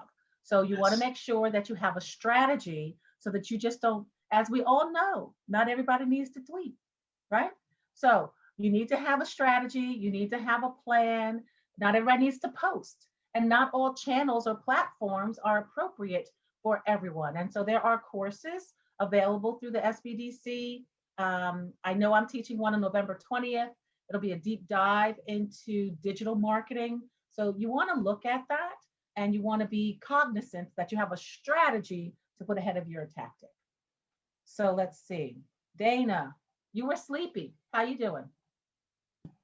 Yeah, I'm up because when we had the hour break, that's the time when I usually get ready for the day. So, I mean, when I'm finished, when this class is done, I'm really starting my day, just, running my errands, things that I do around the house, getting prepared for the week. But I go to bed 1, 2 in the morning, so I'm a night owl. Gotcha. So yeah, I'm refreshed. Awesome. So April, you were hopeful. How you doing now? Oh, 1 second. Oh, yes. 1 second. And thank you so much, because marketing strategy, I was it's like, in my head coming in here, I thought I knew what that was and had some idea. And it's like, okay, I have some work cut out for me this week, planning a marketing strategy report. And so thank you for that. Awesome. You're welcome. So where's my hopeful April? There she is. How you doing, April? I'm good. I'm elated now with the news. And optimistic, like I said, about the future of our country. And I'm elated and optimistic about this company as well. This information has given me a refresher of what I need to do in terms of marketing. Wonderful. Thank you. Okay, wonderful. And then my other April, Ellis, you were overwhelmed. How you doing?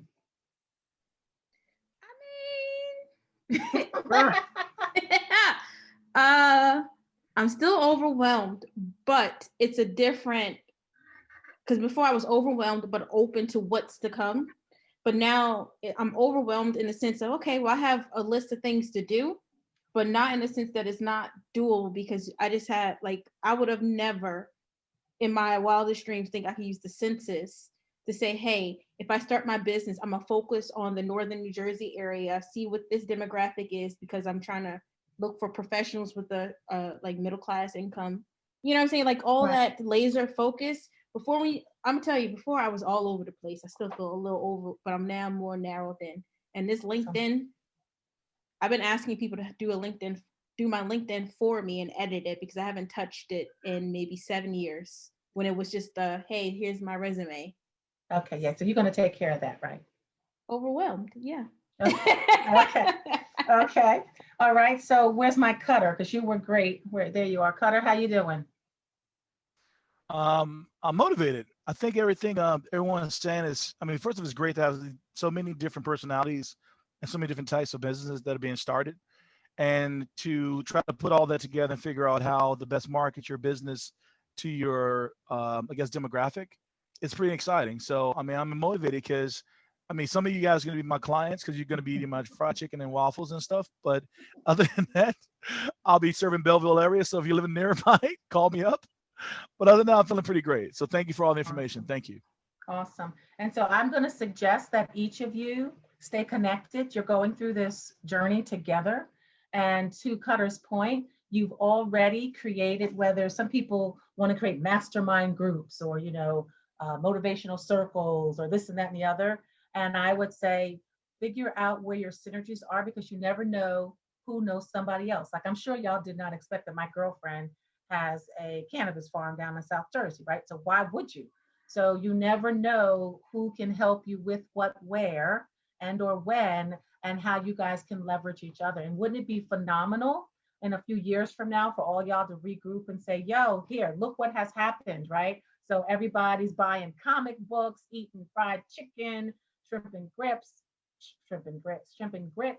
have the little roll-on hemp pain reliever things, feeling good, the men smell good, the women feel great, so there's all kinds of things and all ways that we can work together. So good job there. So Peter, you retired. How you doing? I'm doing all right. It was nice to hear that we had a new president. I had my windows open and people were beeping and firecrackers were going off. So it's kind of really lifted my spirits. And this whole thing with the comic books and the business, it's really about self-expression, isn't it? At least it is for me.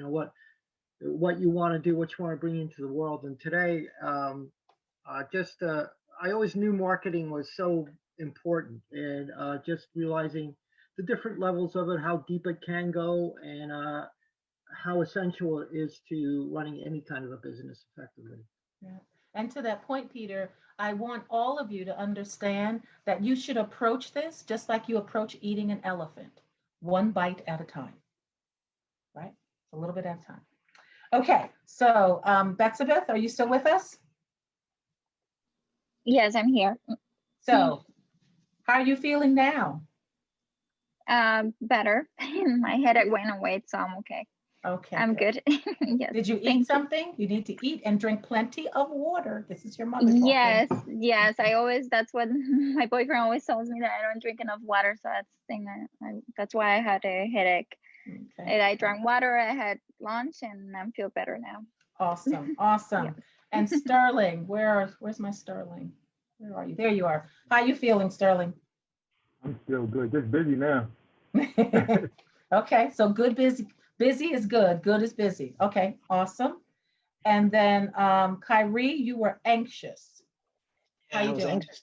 I was anxious this morning, but now I'm feeling optimistic. So, just echoing everybody else, I thought I knew what marketing would be for, my candles. And I was really all over the place. And now I definitely feel like I have the guidance now to be able to look at these resources, and I can kind of,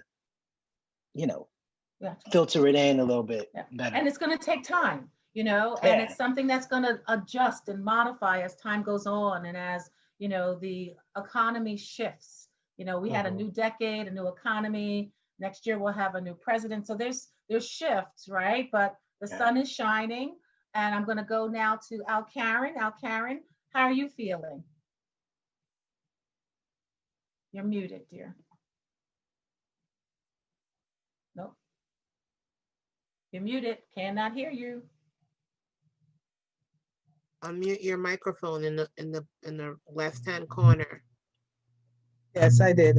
There you go. Priscilla, thank you, because I was very frustrated because I am learning the computer. So you always came through for me, and the information, Cheryl, is very good. I'm upbeat now, and give me something to work on. Awesome.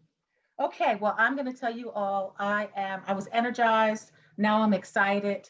I'm a little tired, right? But I think that we're off to a great start. And again, as a reminder, you'll get a survey. Priscilla will give you details. Leverage, leverage, leverage all of the resources that are at your disposal. And you guys can get in touch with me. And Priscilla, do you have any closing remarks? No, I think I pretty much said it in the beginning. Please check in from last week, this week. If you didn't do the survey, you can still do it, or definitely submit your marketing plan. Whichever one is done will act as the will mark you as present for today's class. I'll try my best to upload the video today, but it usually takes about 24 to 48 hours for me to do that. And so it will be in Google Classroom. I'm sorry, Google Classroom. So anyone who has not already, I know April just joined us and I did add you. So, but if you have not been able to access Google Classroom, please let me know. And I did not get to Rutgers as I wanted to last week. I definitely will be going this week. So if I don't have your, I'll probably send an email out asking everyone to confirm your physical mailing address, because I will be mailing out the textbooks to you. Other than that, I think that's it. Yep. All right then. So I wish you all a great day. It is beautiful weather. I am getting ready to go outside myself. You have my information. Be in touch. Best of luck, and stay safe. Wear a mask.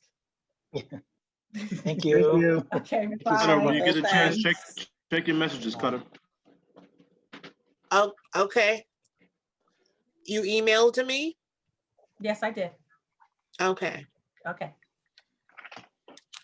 Have a good weekend, everyone. All right. Bye. Thank you, Priscilla. Bye.